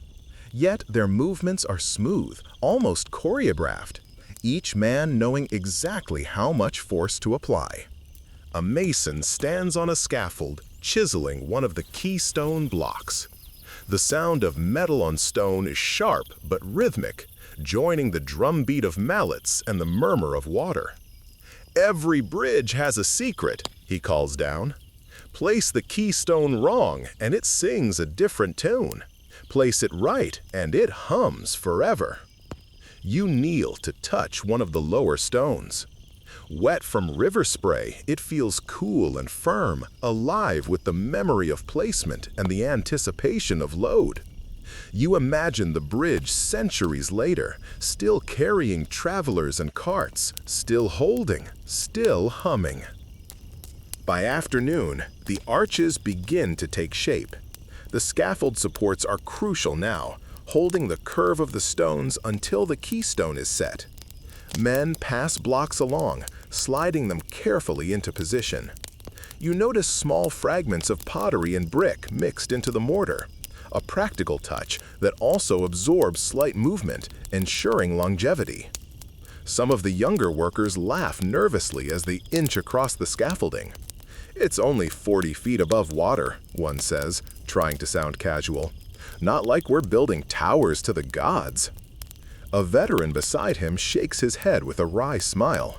"Still alive, yes? Count your blessings." You feel a kinship with the men. Fear and laughter coexist here, balanced like the stones themselves. It reminds you that every road, every bridge, every milestone was built by humans who felt every ounce of exertion and every drop of hope. The engineer steps back as the final arch is completed. The stones lock together perfectly, the keystone holding the weight, distributing it evenly across the piers. Water rushes beneath, carrying the sound of triumph downstream. "She'll last centuries if we do nothing more than watch," he murmurs. You trail your fingers along the stones, feeling the smooth edges. Somewhere inside, the river seems to whisper approval, flowing around the piers without resistance. The bridge is more than functional. It is elegant, enduring, and alive. By evening, the scaffolding is dismantled, the river flowing freely beneath. Workers gather along the banks, trading smiles and quiet congratulations. Some carry small offerings to the river, coins, herbs, even a fragment of pottery, hoping for continued favor and safety. Superstition intertwines seamlessly with engineering. Logic and luck walk side by side. You linger, watching the sun set over the bridge. Its reflection shimmers in the water, fractured and whole at once. You imagine travelers crossing centuries from now, horses' hooves clicking, carts rumbling, yet unaware of the hands, sweat, and careful thought that made each arch possible. A soldier passing by claps you lightly on the shoulder. The road may vanish, the river may rise, but the bridge endures, he says quietly. You nod, feeling the truth of it in your chest. The last light fades, and the river hums softly, as if acknowledging the bridge's triumph. You sit on a nearby rock, watching the stones glint faintly in twilight. The sound of water, the faint smell of lime and stone, the rustle of leaves, everything blends into a slow, meditative rhythm. It's easy to forget the human effort behind it all. Yet every arch, every pier, every block tells a story of endurance, intelligence, and determination. The road is no longer just a path. It's a promise made solid, a message etched in stone and water. And as darkness settles, you realize that the bridge, like the road it carries, is not just a structure. It's a quiet testament, a whispered reassurance that Rome, even in silence, always reaches across obstacles. The morning sun warms your shoulders as you approach the next stretch of the road, where the work shifts from foundation and stone to the final, crowning layer. Today, the road's face, the summum dorsum, will be laid. This is what travelers will see, feel underfoot, and swear by. The previous layers support and endure, but this is the part meant to impress, to guide, to last in memory. The engineer greets you with a faint nod, eyes bright with quiet pride. This, he says, is the road that will carry Rome's footsteps. You follow him as he inspects the paving stones already sorted and ready for placement. They vary slightly in size and hue, some dark basalt, others a soft gray limestone. The irregularity is deliberate, chosen to form an interlocking mosaic that balances beauty and utility. Workers begin by spreading a thin layer of fine gravel over the hardened nucleus, smoothing it carefully. It's like icing a cake, but one that must endure armies, wagons, and centuries. Each stroke of the tamper presses the gravel evenly, filling minor gaps and providing a level base for the paving stones. You kneel beside them, feeling the slight give under your palms. It's firm, yet flexible, engineered to absorb the slightest shift in soil or weight. The first stone is lifted, a polygonal piece roughly the size of a man's foot. Two men maneuver it with levers, sliding it slowly into place. You notice the subtle curvature, the way it rests gently on the gravel, the edges aligning perfectly with neighboring stones. The sound when it lands, a soft, final thunk, feels like a heartbeat. The engineer steps back, chalk line in hand, marking the alignment for the next stone. Perfection is a habit, not a gift, he mutters. You nod, realizing that every stone, no matter how irregular in shape, follows a precise plan dictated by experience, measurement, and instinct. Nearby, a mason laughs quietly as he chips a tiny fragment to make it fit. "You know," he says, "some say the gods themselves enjoy a smooth road. Leave a bump and you'll hear their complaint in your cartwheel." You smile. Historians still argue whether Roman engineers truly sought divine approval or simply feared poor craftsmanship, you think. But the sentiment feels timeless. As the day progresses, more stones are laid in succession. You watch the pattern emerge. No straight lines, no perfect rectangles. Instead, the interlocking shapes distribute weight efficiently, preventing the surface from shifting or cracking. Rain will run off gracefully. Wheels will not rut the surface. And centuries from now, archaeologists will marvel at the technique. You crouch to touch the stones, feeling the subtle differences in texture. Some are smooth from polishing, others retain faint hammer marks. The variations are deliberate. They catch light differently, providing visual interest and helping travelers gauge the road's incline and curve. It's craftsmanship that balances utility with subtle aesthetics. Workers move rhythmically, lifting, sliding, tapping. Their mallets strike in quiet harmony, the sound hypnotic. Occasionally, a donkey's bray or the clang of a distant hammer punctuates the rhythm. You notice how every layer of the road contributes to its strength, from the rough stones of the foundation to the smooth, interlocking crown above. Midday heat radiates from the stones, turning the surface almost warm beneath your hands. You imagine how travelers, soldiers, merchants, messengers will feel the smoothness underfoot or under the rims of their carts. The road communicates subtly with every step. Follow the line, respect the gradient, and proceed confidently. You pause to watch a small team of men adjusting the camber. The road rises slightly at the center, falling gently toward the edges, ensuring that rainwater will run off, preventing erosion. It's a small detail, invisible to most, but essential to longevity. One man wipes his brow and jokes, "Camber or catastrophe, friend, choose wisely." You chuckle softly, appreciating the gentle humor woven into labor. By late afternoon, the stones are nearly all in place. Workers walk the surface with wooden tampers, settling the final pieces into their beds of gravel. Dust swirls lightly in the golden light, and the road seems to glow faintly, as if acknowledging completion. You run your hand along the smooth surface, feeling centuries of effort condensed into cold, solid stone. A mason kneels beside you, smoothing mortar into tiny cracks. "The last layer," he says softly, "is what they'll remember. The foundation is unseen. This is Rome underfoot." You nod, sensing the weight of his words. Across the road, a small group of travelers pauses to admire the new stretch. Their sandals and carts press lightly against the crown, and the sound of their passage echoes faintly. The road seems to respond, humming softly beneath each step, as if aware of its purpose. You take a moment to look back over the newly crowned surface. It gleams in the late sun, stretching straight and true, punctuated by the occasional milestone, each casting a long shadow. The work is complete in appearance, but you know the road will continue to settle, to strengthen, and to endure. The engineer signals the workers to gather.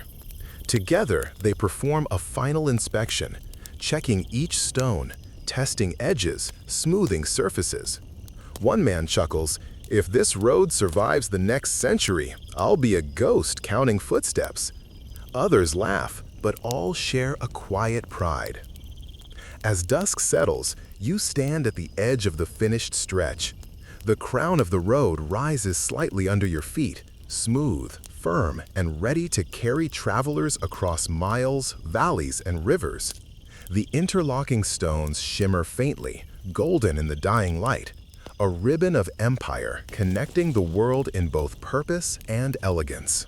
You linger a while, running your hands along the cold, smooth basalt, imagining soldiers marching, merchants wheeling carts, and messengers speeding toward destinations that may no longer exist. Every stone, every curve, every tiny detail contributes to the road's quiet immortality. And as night descends, the surface cools under the stars, and the road rests, its crown complete. It is more than stone. It is memory, ingenuity, and the subtle heartbeat of Rome itself. The morning air carries a faint chill as you approach the road. It seems complete, smooth, crowned, gleaming faintly under the rising sun. But the engineer reminds you that a road is never truly finished without a secret flowing beneath it, the drainage. You probably never think about it when you walk or ride, but every Roman road contains veins, hidden channels designed to guide water away before it can damage the surface. Without them, even the finest paving stones would succumb to frost, rain, and the relentless wear of time. You follow the engineer to a section where the gravel foundation meets the edges of the crown. He kneels and lifts a paving stone, revealing a shallow trench beneath. It is filled with a mixture of gravel and broken pottery, a porous layer that allows water to seep downward instead of pooling. You crouch beside him, running your fingers along the damp mixture. It smells faintly earthy, mineral-rich, a scent both grounding and oddly comforting. Most travelers never see this, the engineer says, almost conspiratorially. Yet without it, the road fails. Drainage is the invisible spine. The men begin to work along the edges, creating side channels and small culverts. You watch as they carefully wedge thin slabs of stone along the periphery, ensuring the crown remains high while water can flow freely into the channels. Tiny pebbles are placed to guide runoff gently, like river stones shaping a stream. Every so often, a mason pauses to inspect the gradient. Too steep, and water scours the foundation. Too shallow, and it stagnates. Nature is fickle, he mutters. You lean closer to watch a small trickle of water introduced from a nearby ditch. It moves along the intended path perfectly, disappearing under the road and flowing safely away. You marvel at the subtle genius of it. The engineer points to the occasional gap between paving stones. Even these cracks are deliberate, he says. They act as tiny channels for water to escape downward. It's subtle but critical. Historians still argue whether every Roman road used these small gaps intentionally or if some were accidents later praised as innovation. You notice small clay pipes embedded in some sections, fistulae, designed to carry water under the road or across particularly wet areas. A worker demonstrates, pouring water into one pipe. It disappears instantly, emerging in a shallow ditch beyond. Magic, he jokes, but you see the precision behind it. Every curve, every channel, every slope is calculated. Nearby, a few soldiers examine the drainage while joking quietly. If Rome survives floods better than its rivals, you can bet the roads know why, one says. Laughter carries lightly across the stretch of road, blending with the steady hum of water trickling through the channels. You crouch beside one culvert, placing your ear close to the sound. The water moves softly, almost imperceptibly, a faint murmur beneath the roar of empire above. It feels like the road is breathing, alive in its quiet efficiency. The thought brings a strange calm, the kind of reverence one feels for something both practical and enduring. The sun climbs higher, and the men continue their work. Gravel is tamped carefully into the channels, small stones adjusted, and clay pipes aligned with gentle precision. You notice fragments of pottery scattered among the gravel, waste reused ingeniously, echoing earlier lessons of economy and resourcefulness. Broken amphorae, chipped roof tiles, and irregular stones are incorporated to allow slight movement while maintaining stability. A mason wipes sweat from his brow and grins. Some say the ghosts of past floods watch these channels. We leave offerings, bits of bread or wine, to keep them happy. Foolish? Maybe, but they've never complained. You laugh quietly, realizing that superstition and engineering walk hand in hand, each supporting the other in subtle ways. By midday, the hidden drainage is almost complete. You watch as the last few stones are carefully replaced over culverts and channels. The road above appears uninterrupted, perfect in its smoothness. Below, water would flow freely, guided by invisible lines, protecting the work above from unseen threats. The road's beauty is as much in what you cannot see as in what you can. The engineer steps back, surveying the stretch from one end to the other. A road is a conversation with nature, he says softly. We shape the land, but we must also respect it. Water is persistent. Ignore it, and it will undo everything. Work with it, and the road lasts for centuries. You wander along the edges, observing the subtle slant of the paving, the tiny gaps, the neat rows of culverts. Even in the bright sunlight, it feels quiet, almost meditative. You notice the faint shimmer of water flowing beneath one section where the earth has softened slightly, and you realize that the road is already working, already fulfilling its unseen purpose. A young mason kneels beside a channel, adjusting gravel and whispering a prayer for durability. You smile at the combination of faith and science. "Do you really think it helps?" you ask quietly. He shrugs. "Maybe, Or maybe it just keeps the men careful. Either way, the road benefits. You nod, sensing the truth in both answers. Every precaution, every calculation, every whispered superstition ensures longevity. The Romans built for eternity, not for convenience. By late afternoon, the sun casts long shadows across the road. The drainage system is complete, hidden beneath the smooth crown and perfectly aligned side channels. A few droplets of recent rain trickle harmlessly into the culverts, disappearing into the earth. The road stands firm, radiant in sunlight, its unseen backbone holding strong. You sit on the edge, dipping your hand into one of the side channels. The water is cool, moving steadily, carrying away what might have otherwise caused ruin. You can almost hear the road hum in satisfaction, a quiet acknowledgement of centuries of meticulous care. As the evening approaches, the workers begin to pack up. Tools are gathered, scaffolding dismantled, and the site left tidy. The road looks seamless, flawless, unbroken. Yet beneath your fingers, you know the truth. Its strength comes from layers hidden from view. The crushed stones, the gravel, the clay pipes, and the carefully guided water. You take a deep breath, inhaling the faint scent of lime, wet gravel, and river dust. There is a calm in the moment, a stillness that speaks louder than the hum of carts or the chatter of travelers. The hidden drainage has done its work, ready to endure storms, floods, and the passage of countless feet. The engineer walks past, pausing beside you. Tomorrow, the finishing touches, he says, but today, the road breathes. You lean back, letting the quiet settle in.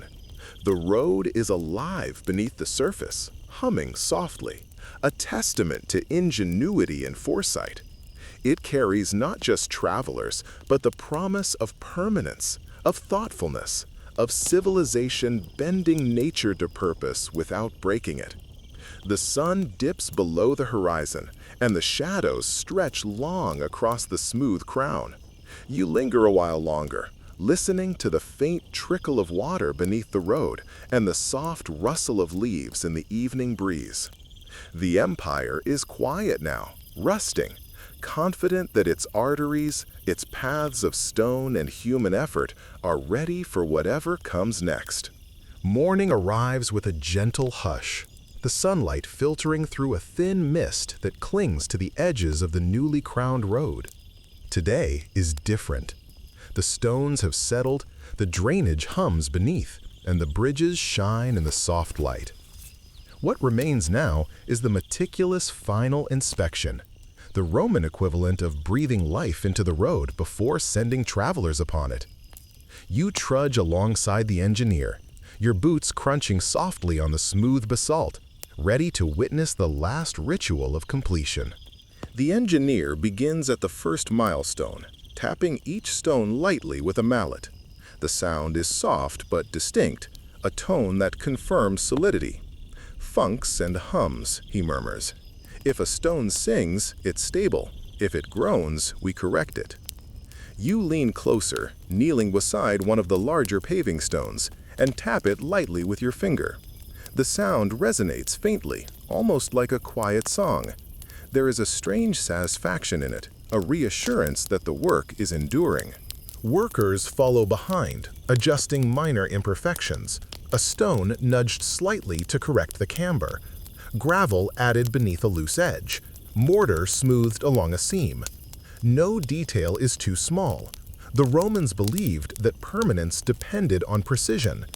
You watch as a mason kneels to inspect the subtle slope of a side channel, feeling the gradient with his fingers, smiling faintly when it aligns perfectly. Historians still argue whether all Roman roads received this level of finishing detail, or if it was reserved for primary routes, you remind yourself. But here, at least, the ritual is sacred. Across the road, a team examines the bridges. They walk along the arches, tapping the keystones, inspecting joints, and adjusting wedges where necessary. Water trickles beneath, flowing silently through culverts, the unseen veins of the road. You marvel at the orchestration, the way every stone, every channel, every piece of timber or mortar comes together in harmony. The engineer pauses at a gentle curve, crouching beside the paving. "Even subtle bends demand attention," he says softly. "A misalignment of a single stone can cause ripple effects over miles." He gestures for two young masons to adjust a slightly protruding block. You watch as they lift and rotate it carefully, sliding it into place until it rests flush with the crown. The action is methodical, almost meditative, and the stone responds with a faint, satisfying hum.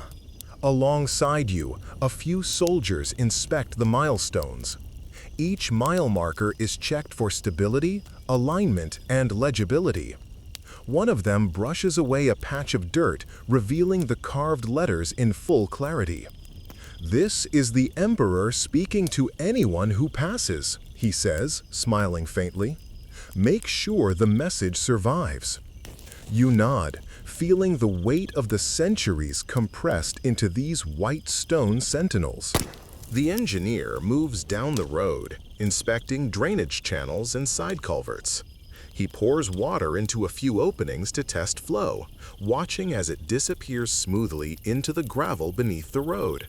Tiny fragments of pottery embedded in the base shift slightly, guiding the water efficiently. Everything is functioning as intended. The road's hidden life hums quietly beneath your fingers. You wander to the bridges again, examining the arches from below. The keystones are flawless, each wedge perfectly seated. Sunlight strikes the water, reflecting off the polished stones in dancing patterns. A mason points out a slight difference in coloration in one block. "Not a flaw," he says, "just a reminder that the earth gives variety. Even perfection must accommodate imperfection." Nearby, the final touches continue.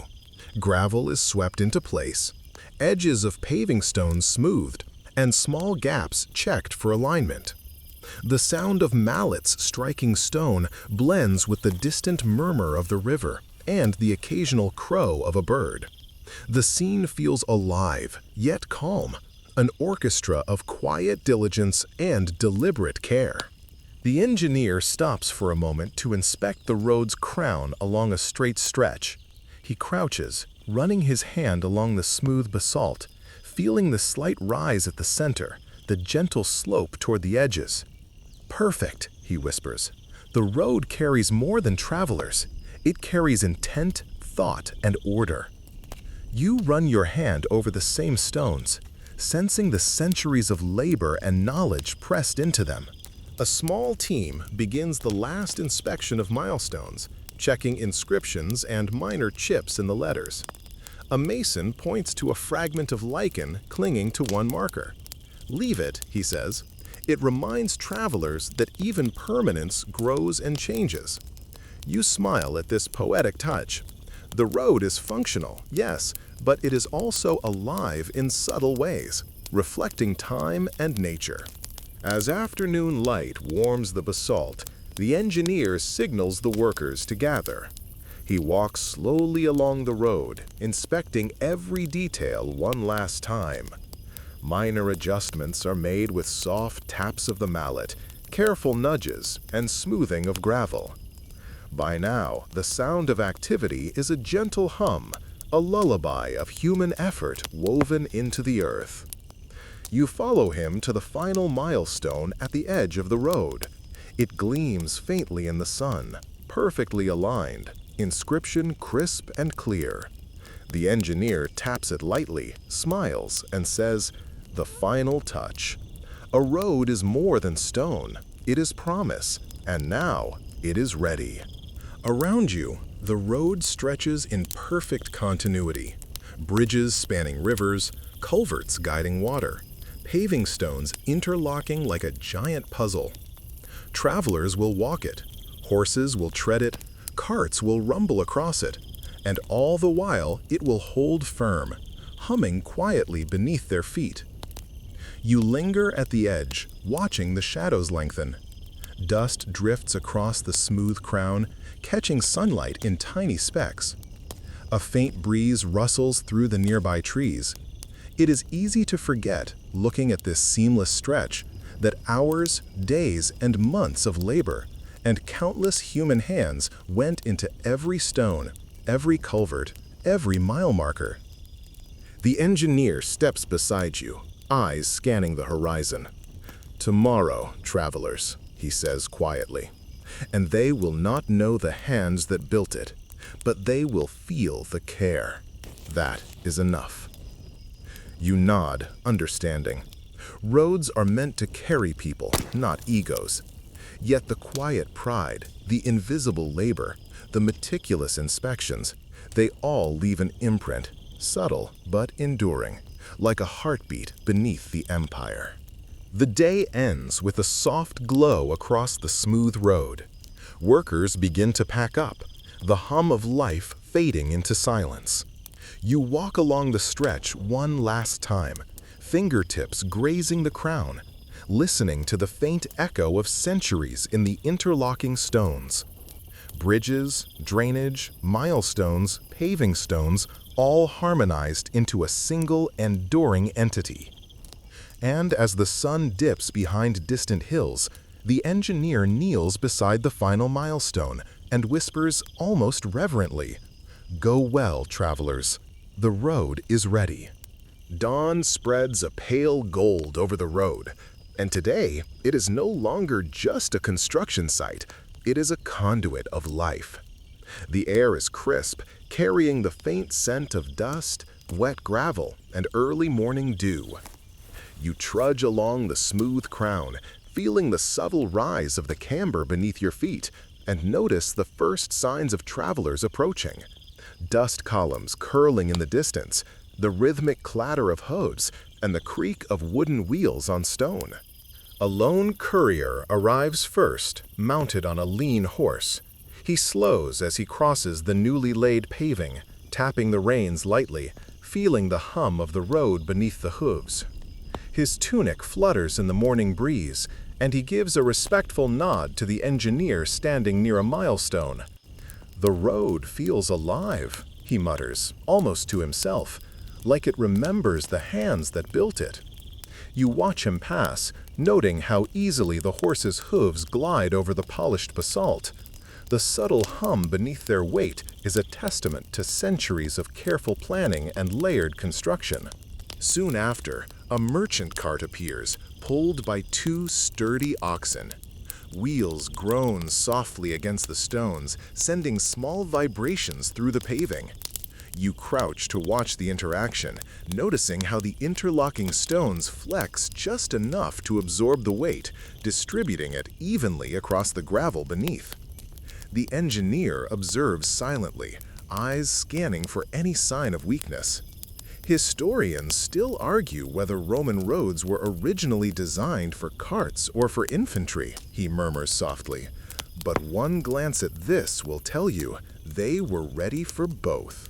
The merchant leans out of his cart, dusting off his cloak. "Smooth as silk," he calls back to his companion. "No jolts, no wobble. Finally, a road worthy of Rome."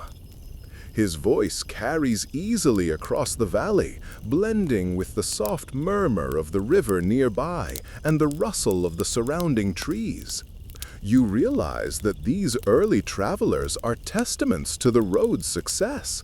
They are its first recipients, experiencing the fruits of meticulous labor firsthand. A small group of soldiers follows, marching in formation. Their sandals click in rhythmic precision, toes curling slightly with each step. They glance down at the crown, noting the gentle rise and the subtle slope toward the sides. One soldier smiles faintly. "The emperor would be proud," he says, "not just for speed, but for comfort." The others laugh quietly, aware of the irony. Comfort on a battlefield road. You walk alongside them for a while, listening to the cadence of their steps, feeling the harmony of man, animal, and stone. A caravan of traders appears next, laden with amphorae of olive oil, barrels of wine, and bundles of textiles. The drivers call out greetings to the engineer as they pass. The interlocking stones hum softly beneath the wheels, each vibration absorbed by the carefully prepared foundation and hidden drainage. Water channels at the edges glint faintly, carrying away the morning dew and preventing any pooling. You crouch beside a side culvert, listening to the trickle and marveling at how invisible infrastructure supports visible progress. The road carries more than just goods and soldiers. A young woman on foot appears, carrying a small bundle of herbs. She pauses near a milestone, reading the inscription carefully. Her eyes trace the letters, fingers brushing the carved stone. "So, this is where we are," she whispers, "exactly 15 miles from the city, just like it says." You realize that each milestone is more than measurement. It is reassurance, orientation, and sometimes comfort. The engineer walks slowly along the road, inspecting each traveler's interaction with the stones. He points out subtle features: the slightly raised camber in the center, the careful alignment of each paving stone, the efficiency of the culverts handling rain runoff from the previous night's drizzle. Every detail is observed, noted, and appreciated. You begin to see the road as a living entity, responding to weight, motion, and human interaction, adapting silently without complaint. Midday approaches, and the traffic increases. Carts, horses, and pedestrians weave a gentle tapestry of movement. You notice how easily the road accommodates them all. The crown guiding carts toward the edges, the drainage carrying away excess water, the paving stones absorbing and distributing weight. There is a quiet poetry in this orchestration, a harmony of engineering, nature, and human presence. A small tavern by the roadside, travelers pause to rest. The air is filled with muted conversation, the clatter of cups, and the occasional laughter. You sit quietly nearby, listening, realizing that the road connects more than cities. It connects lives. Merchants exchange gossip, soldiers share tales of distant provinces, and pilgrims murmur prayers as they continue on their journeys. Each person interacts differently with the stones, yet all are supported by the same invisible care embedded in the road. As afternoon drifts toward evening, the engineer signals a halt. You pause at a bridge, watching travelers cross with careful attention. Hooves click, wheels roll, and footsteps echo faintly along the arches. The river beneath flows steadily, humming softly against the piers. The bridge has passed its first test.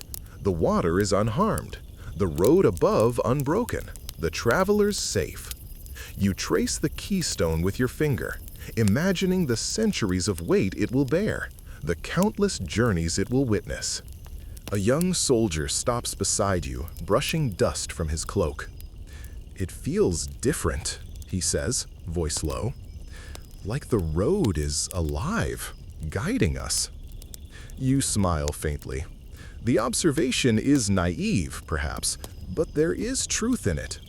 The road carries more than feet and wheels. It carries order, intention, and care, all embedded in stone, gravel, and mortar. By sunset, the road stretches behind you, glowing faintly in the amber light.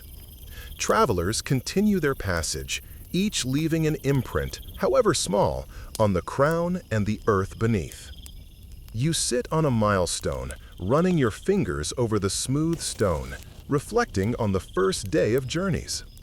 Bridges have been crossed, drainage has functioned, and the interlocking stones hum softly under the weight of life.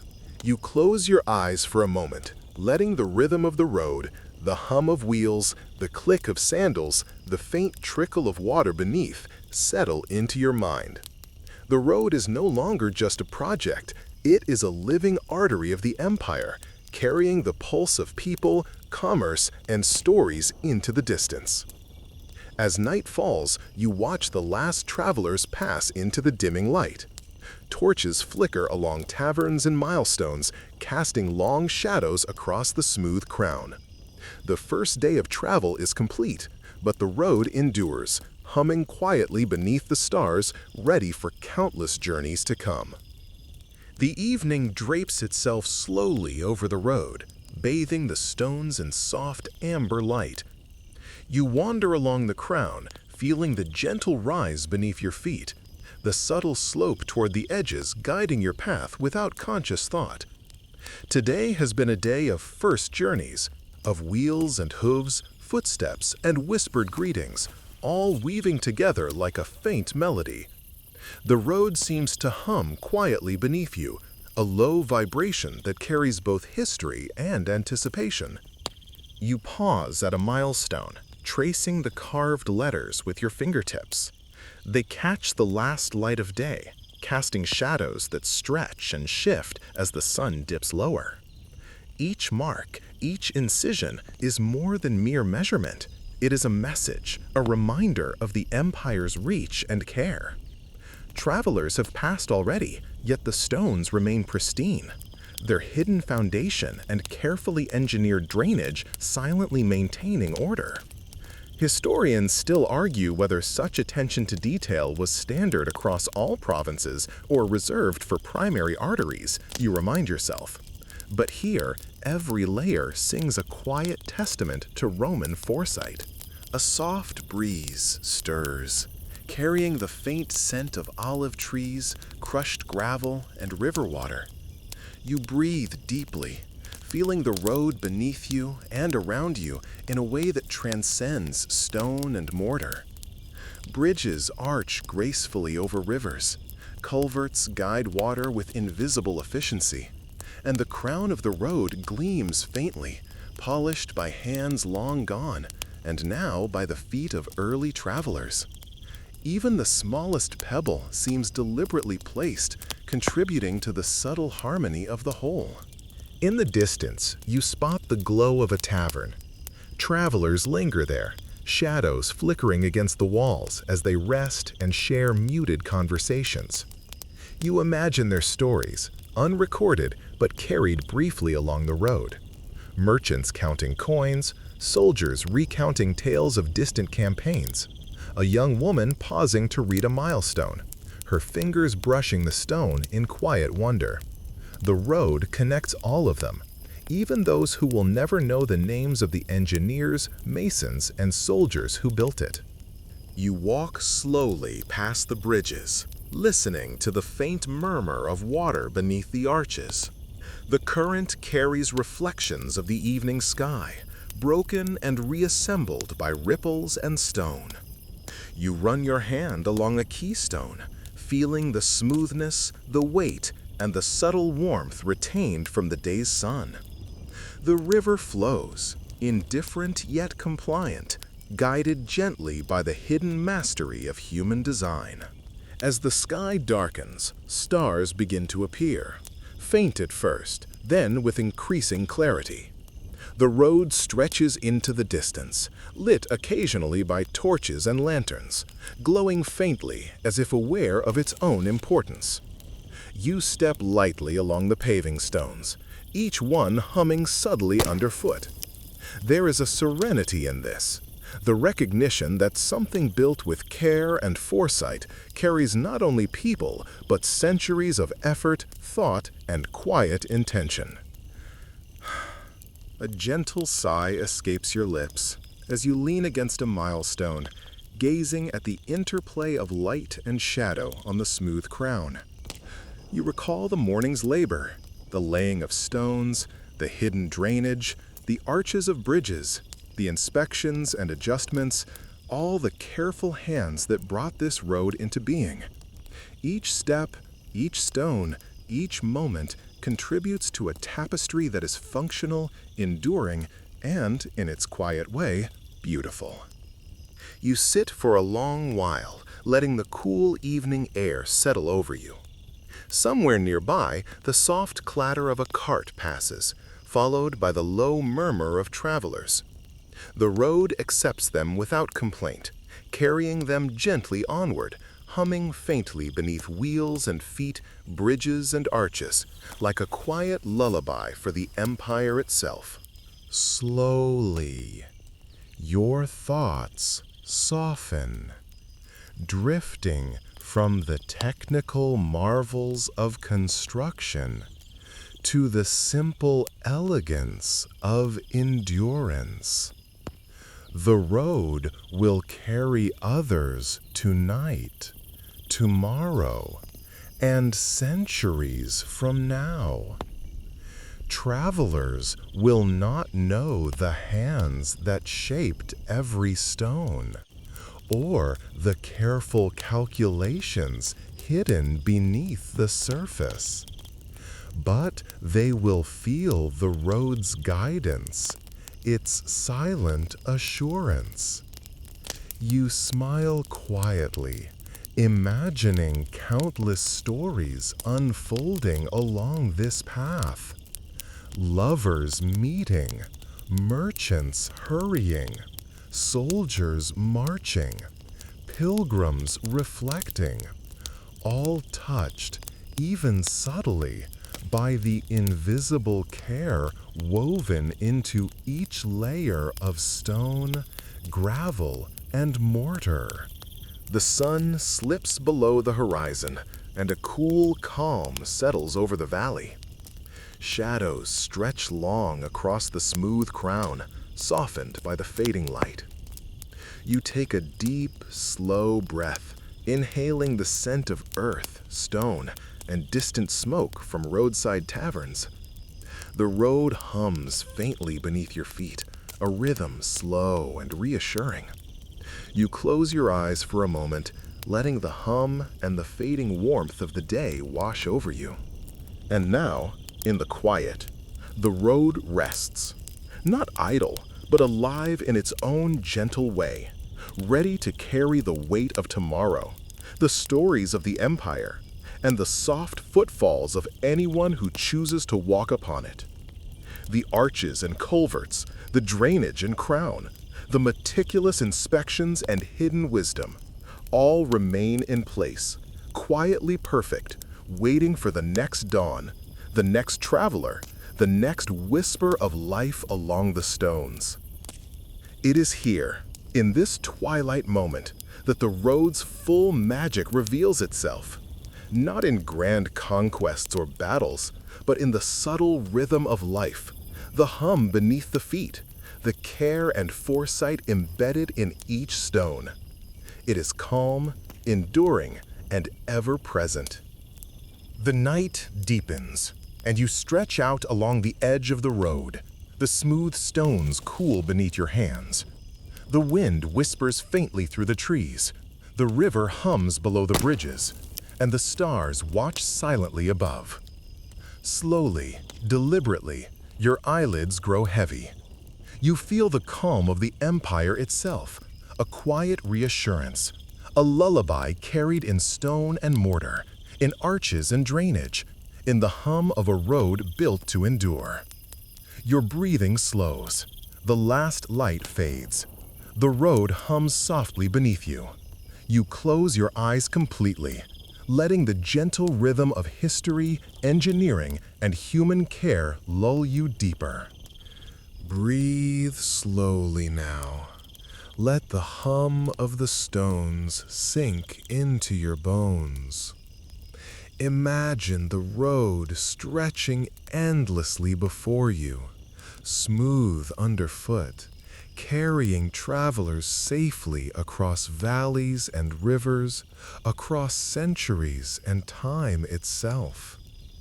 Feel the subtle slope of the crown beneath your steps, the faint trickle of water through hidden channels, the solid weight of bridges arching gracefully over flowing rivers. Let it anchor you, a gentle pulse beneath your awareness. The air is cool and soft, scented faintly of earth, olive trees, and distant fires. Shadows stretch long and dissolve slowly, merging with the calm night. You hear distant footsteps, the faint clatter of wheels, a bird settling for sleep. The empire is quiet now, resting in harmony, and so too may you. Every stone has its story, yet each is quiet, unobtrusive.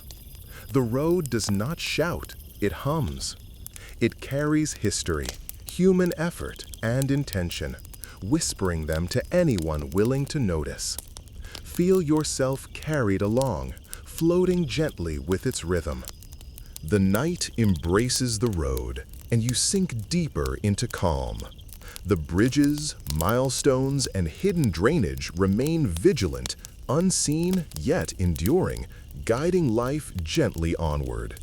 Let your thoughts drift, untethered, as the road hums beneath the stars, a lullaby of patience, ingenuity, and quiet eternity.